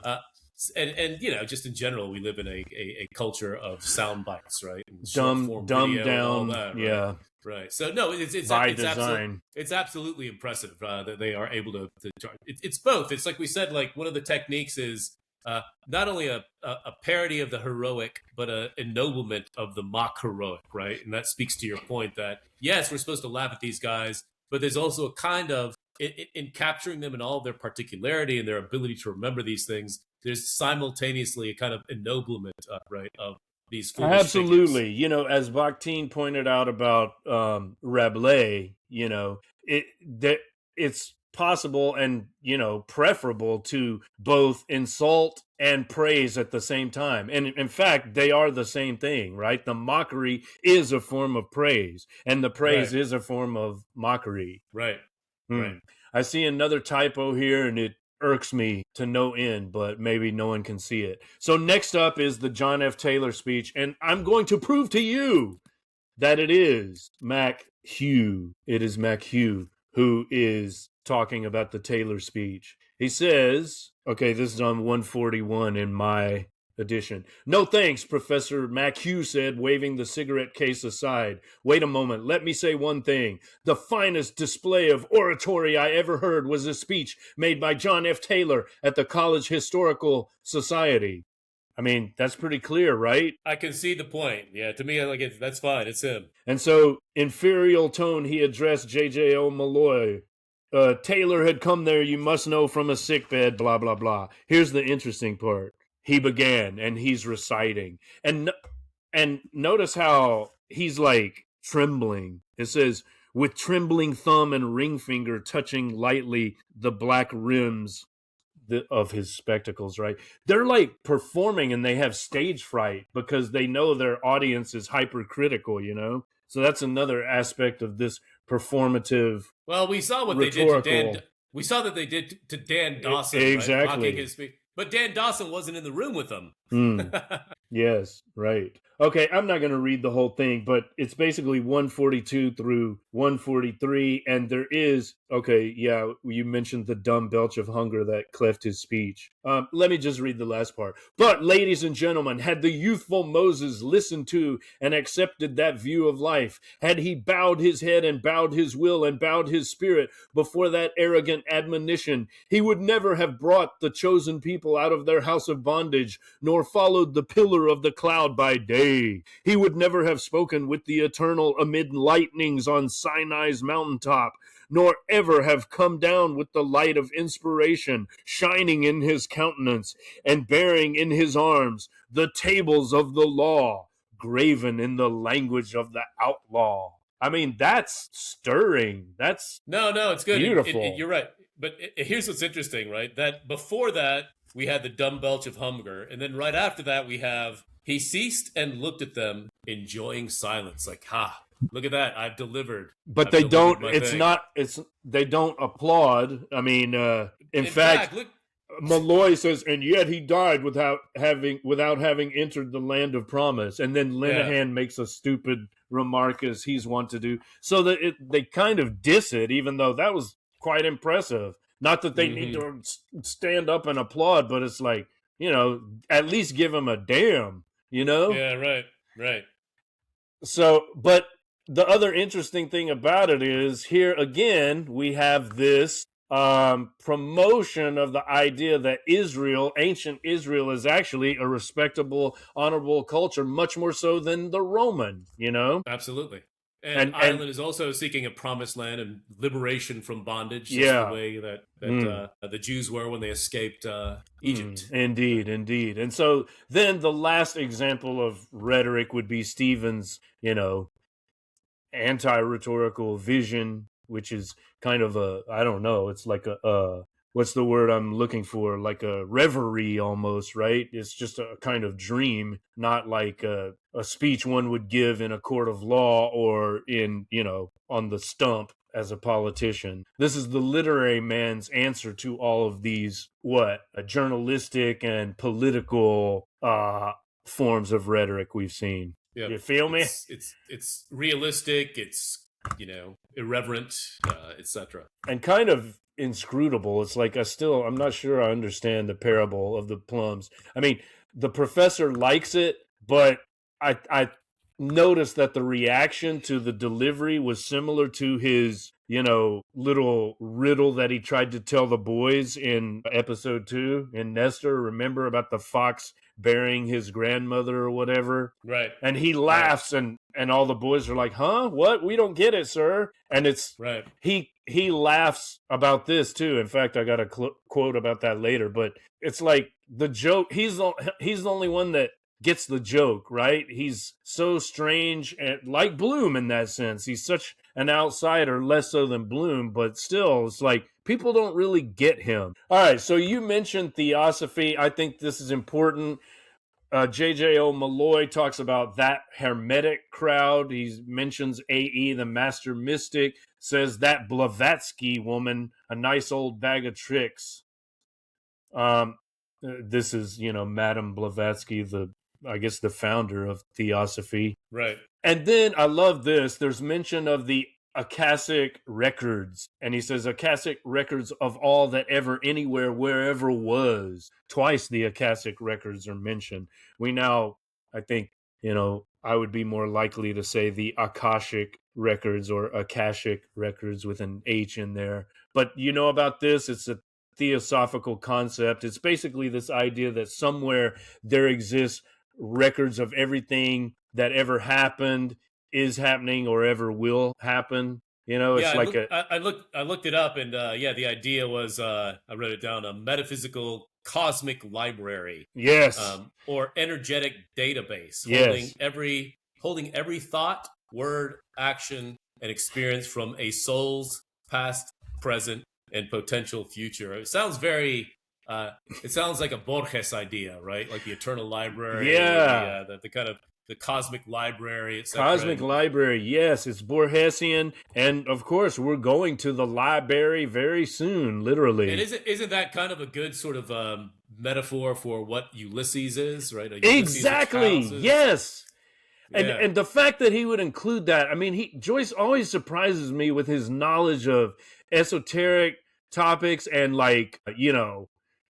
Eastern religions, especially Hinduism and so on. Not to mention metempsychosis,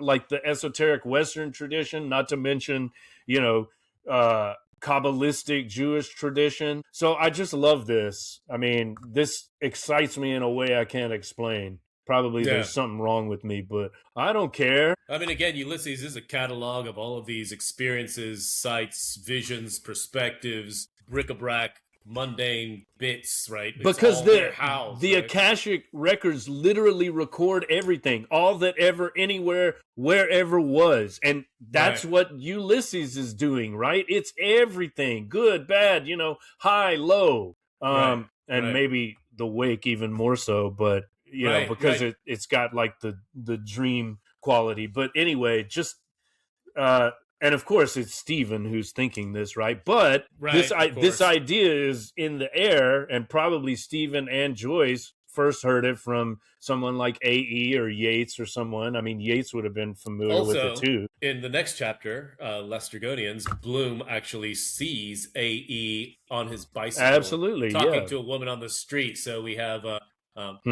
Theosophists are they're in wandering the streets. Yeah, their ideas are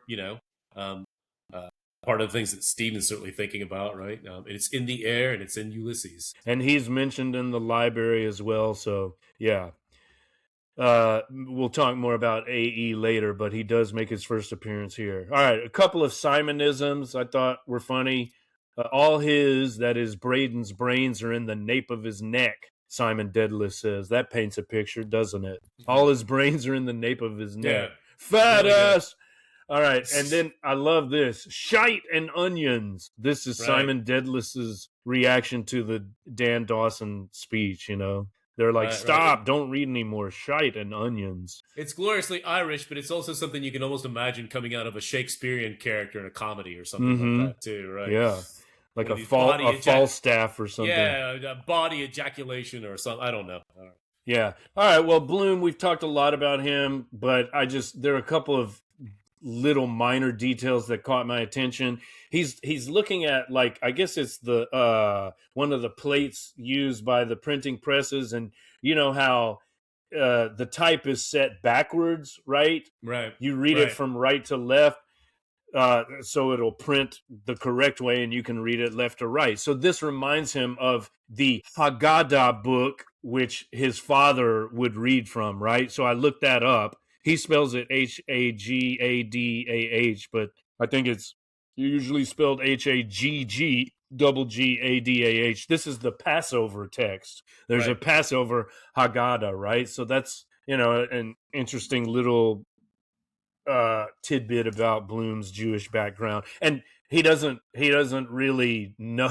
It shows that he's not an observant Jew, right? He's like, oh yeah, father had that, what was it called? That Haggadah book or something that he would read from right to left during Passover, whatever. I mean, he's almost, I don't know if he's as ignorant about his own tradition as he is about Catholicism, which he, very entertainingly mocks in, Lotus Eaters, right?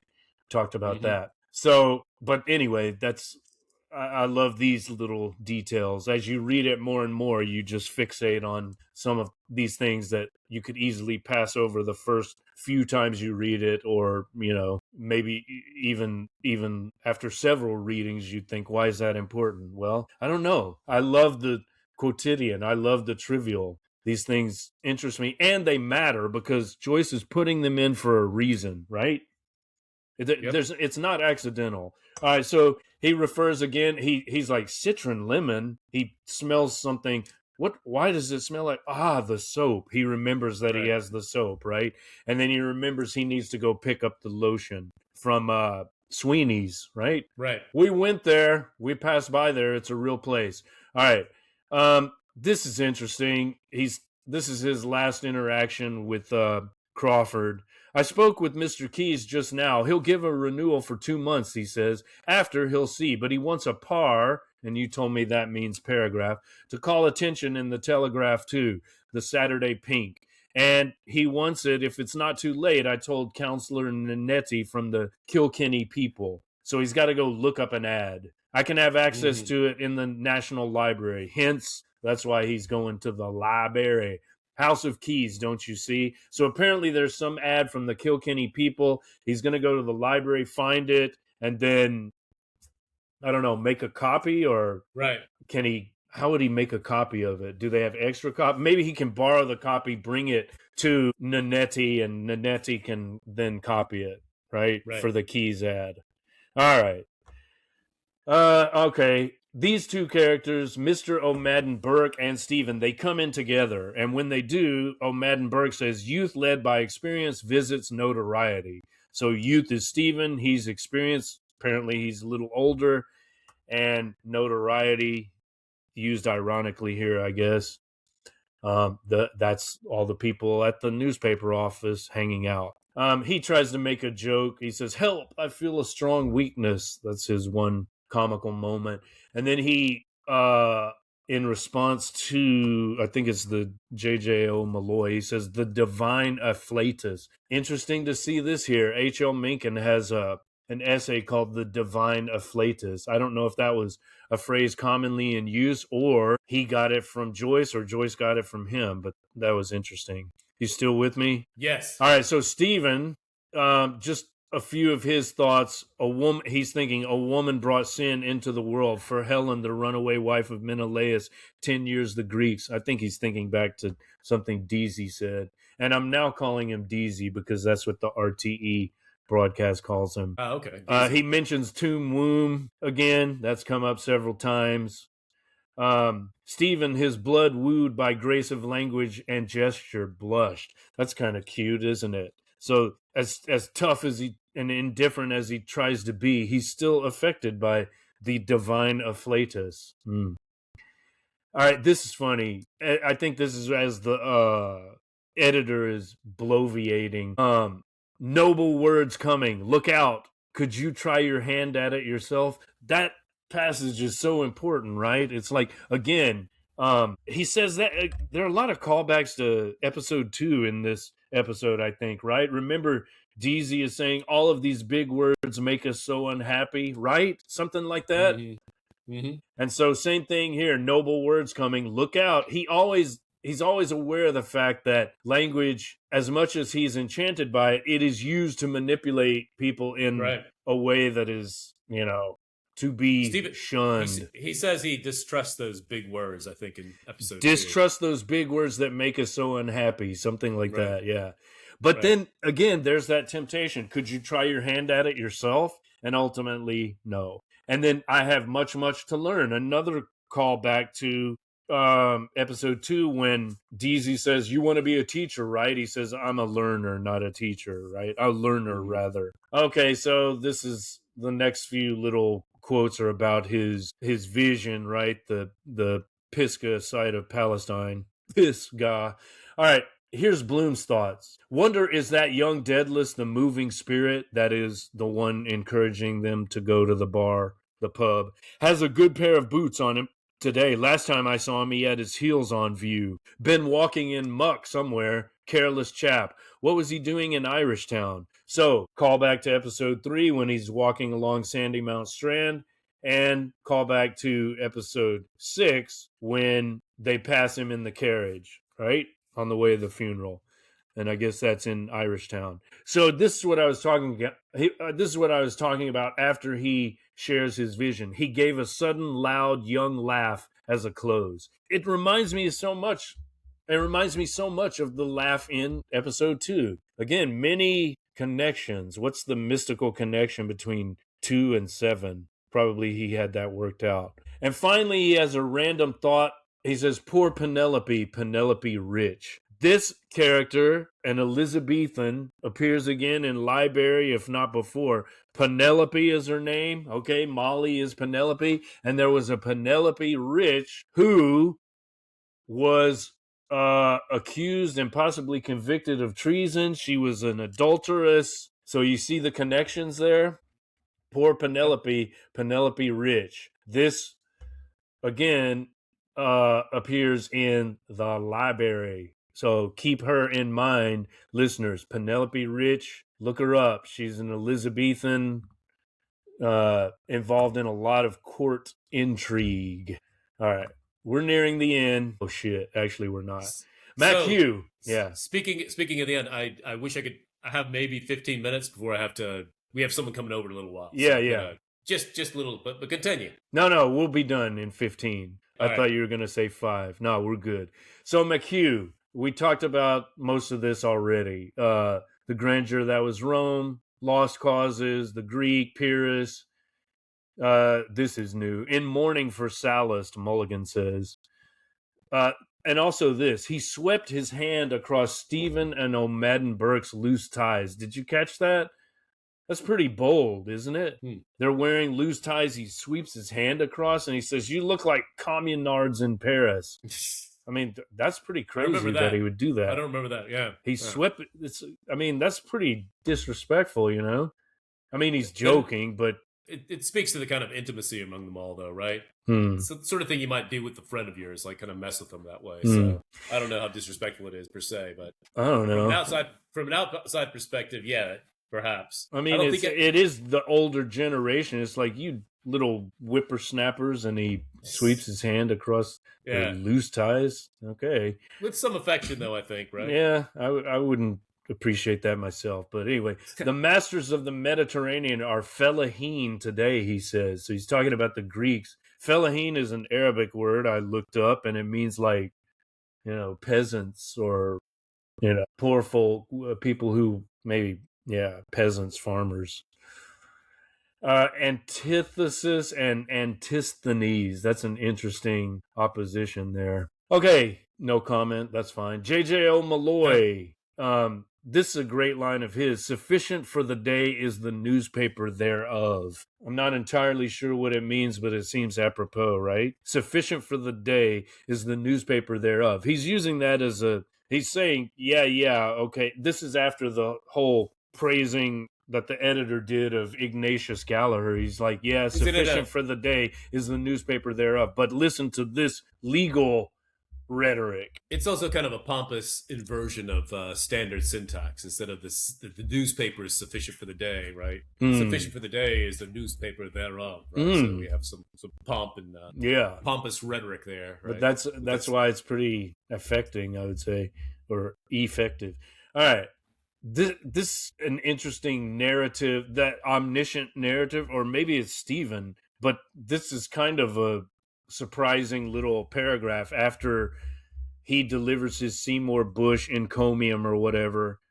Someone, Stephen or the narrator, says, "I have often thought since, on looking back over that strange time, that it was that small act, trivial in itself, the striking of that match, that determined the whole aftercourse of both our lives." So random. It can't be the narrator because we have a first person there, so it's got to be somebody. I thought it was Stephen myself. I mean, right? That would be my best guess. In fact, when I look at that section, it suggests it is, right?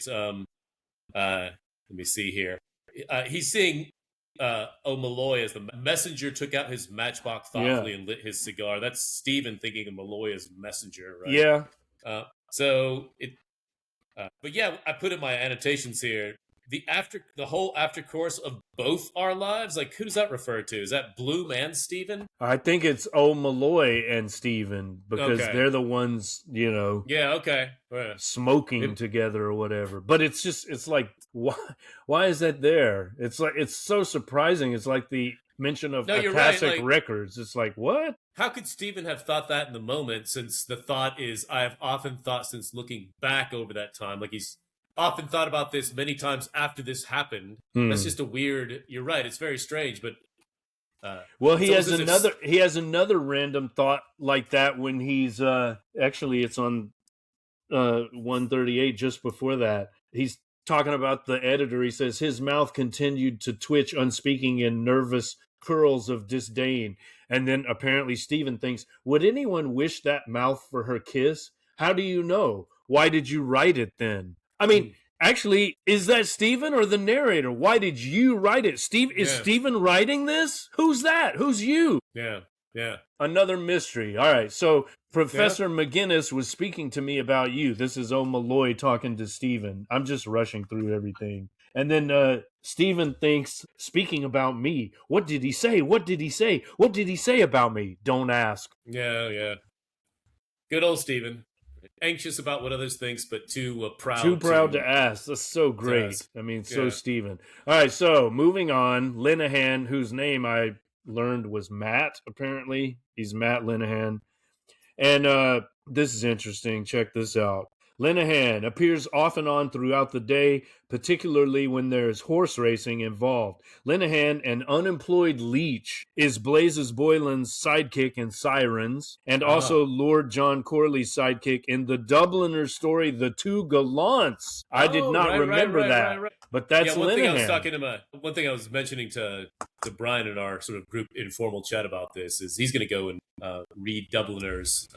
I'm gonna have to, and I just revisited it last year, but now after Ulysses, I definitely want to go back and just reacquaint myself with all of these characters who are now intertextually appearing on this day. All right, so he's actually, as I was compiling notes, I realized he's actually talking a lot of shit. He's the jester, the court jester. He's the one like mocking everyone, including himself, and using all kinds of Castile. Yeah, hey everyone, listen to my joke. What opera is like a railway line? The Rose of Castile. See the wheeze? Rose of cast steel. Yeah. And he says things like clam dever, meaning damn clever.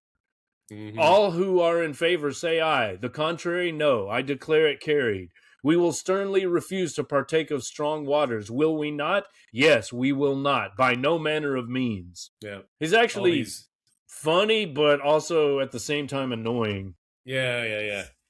It's kind of like too much, you know. And he's got a limerick which he shares with Stephen. Speaking of the undercutting, there's a ponderous pundit, McHugh, who wears goggles of ebony hue. As he mostly sees double, to wear them why trouble? I can't see the Joe Miller, can you? Yep. So absurd. All right, enough of Linehan. The editor, he first appears with this description. The inner door was opened violently, and a scarlet, that is red, beaked face, crested by a comb of feathery hair, thrust itself in. The bold blue eyes stared about them, and the harsh voice asked, "What is it?" So there's reference to the scarlet face. He also wears a straw hat. I guess he has blue eyes. We get a picture of him. I imagine him being a portly gentleman himself, right? Yep. All right. Full of bluster. Full of bluster. Full of drink as well. And drink, yeah. All right, most of the other stuff we covered, but just let that paint a picture. He's got a scarlet face. Yeah, maybe he's like already been drinking, right? He's got the red nose, perhaps, and he's wearing a straw hat. All right. Miscellaneous. Did you catch this? The royal initials ER. This refers to Edwardus Rex, King Edward VII, who ruled 1901 to 1910. Yeah. Had to look that up, but yeah. Yeah. Oh, so you focus on some of these trivial details too. Glad to hear it. I mean, I just couldn't get them all in, but I mean, I didn't know. I had to just check that and make sure who's I'm referring to. Yeah, we're in the Edwardian age here. And I won't. I mean, some of this we already mentioned, but did you notice there's an allusion to Gabriel Conroy from The Dead? I did. That's pretty crazy too, man. It's like, wow, there it is. All right. There's also mention of a Long John, and then he appears later. I think he's a cop. We'll save that for later. But anyway, William Braden, a stately, plump Buck Mulligan, stately, plump Buck Mulligan. William Braden is a stately figure with a solemn beard-framed face. Apparently Mario the tenor, whoever he was, also looked similar, and they both resemble our Lord and Savior, Jesus Cristo. So I don't know why that's mentioned. That maybe that's important later. Okay, that's it for our correspondent on the ground in Formosa. I'll just throw in one final thing before we go. One of the great pleasures of Ulysses is the way in which Joyce weaves in these colloquialisms of the day. And one that I really liked is referring to Daedalus, right? After he says shite and onions, he took off his silk hat and, blowing out impatiently his bushy mustache, Welsh combed his hair with raking fingers. And I looked that up, and good old GIF tells us Welsh comb. A Welsh comb is the thumb and four fingers. So you're just basically, you're using your hand as your comb. Yeah. Right? Yeah. And apparently, why is it called that? Because the Welsh were popularly regarded as a wild and unkempt people. So I don't know, I just love that, right? And the fact is, I've Welsh combed my hair my entire life, pretty much. I rarely use a comb at all, so I've been Welsh combing my own locks. And you didn't even know. Didn't even know. Anyhow. All right, play it again, Bob. This is our playlist. If you think of any other songs I should include, please let me know. Of course, Blowin' in the Wind by Bob Dylan, Dust in the Wind by Kansas, Windy, W-I-N-D-Y by The Association. You know that one? Everyone knows it's windy. That was in Breaking Bad, actually. Tuesday's Gone, Leonard Skinner. Tuesday's gone with the wind. That's a great song, actually. I've become kind of a Leonard Skinner fan in my old age. Aeolian Heart by Henry Cowell. And then I've got some like mass media type songs. Reuters by Wire. Trouble Every Day, Frank Zappa. Dirty Laundry, Don Henley. I know you know that one. Mm-hmm. And then some weather-related songs. Sea Breezes, Roxy Music. You didn't like that one. Stormy Weather, Lena Horne. Riders on the Storm. The Doors, Rock You Like a Hurricane. Scorpions. And the traditional Blow the Man Down. If you think of any others, let us know. Don't forget to support HJS, Reed Flansday. And subscribe to the Substack, Mark Will Wright, WRITE.substack.com. We're also on YouTube, Mark Will Wright, at Mark Will Wright, WRITE. I'm going to stop sharing, and we return to our ugly mugs. I'm here wearing my red shirt, which looks orange on the screen for some reason. GJ Villa is there with his new haircut.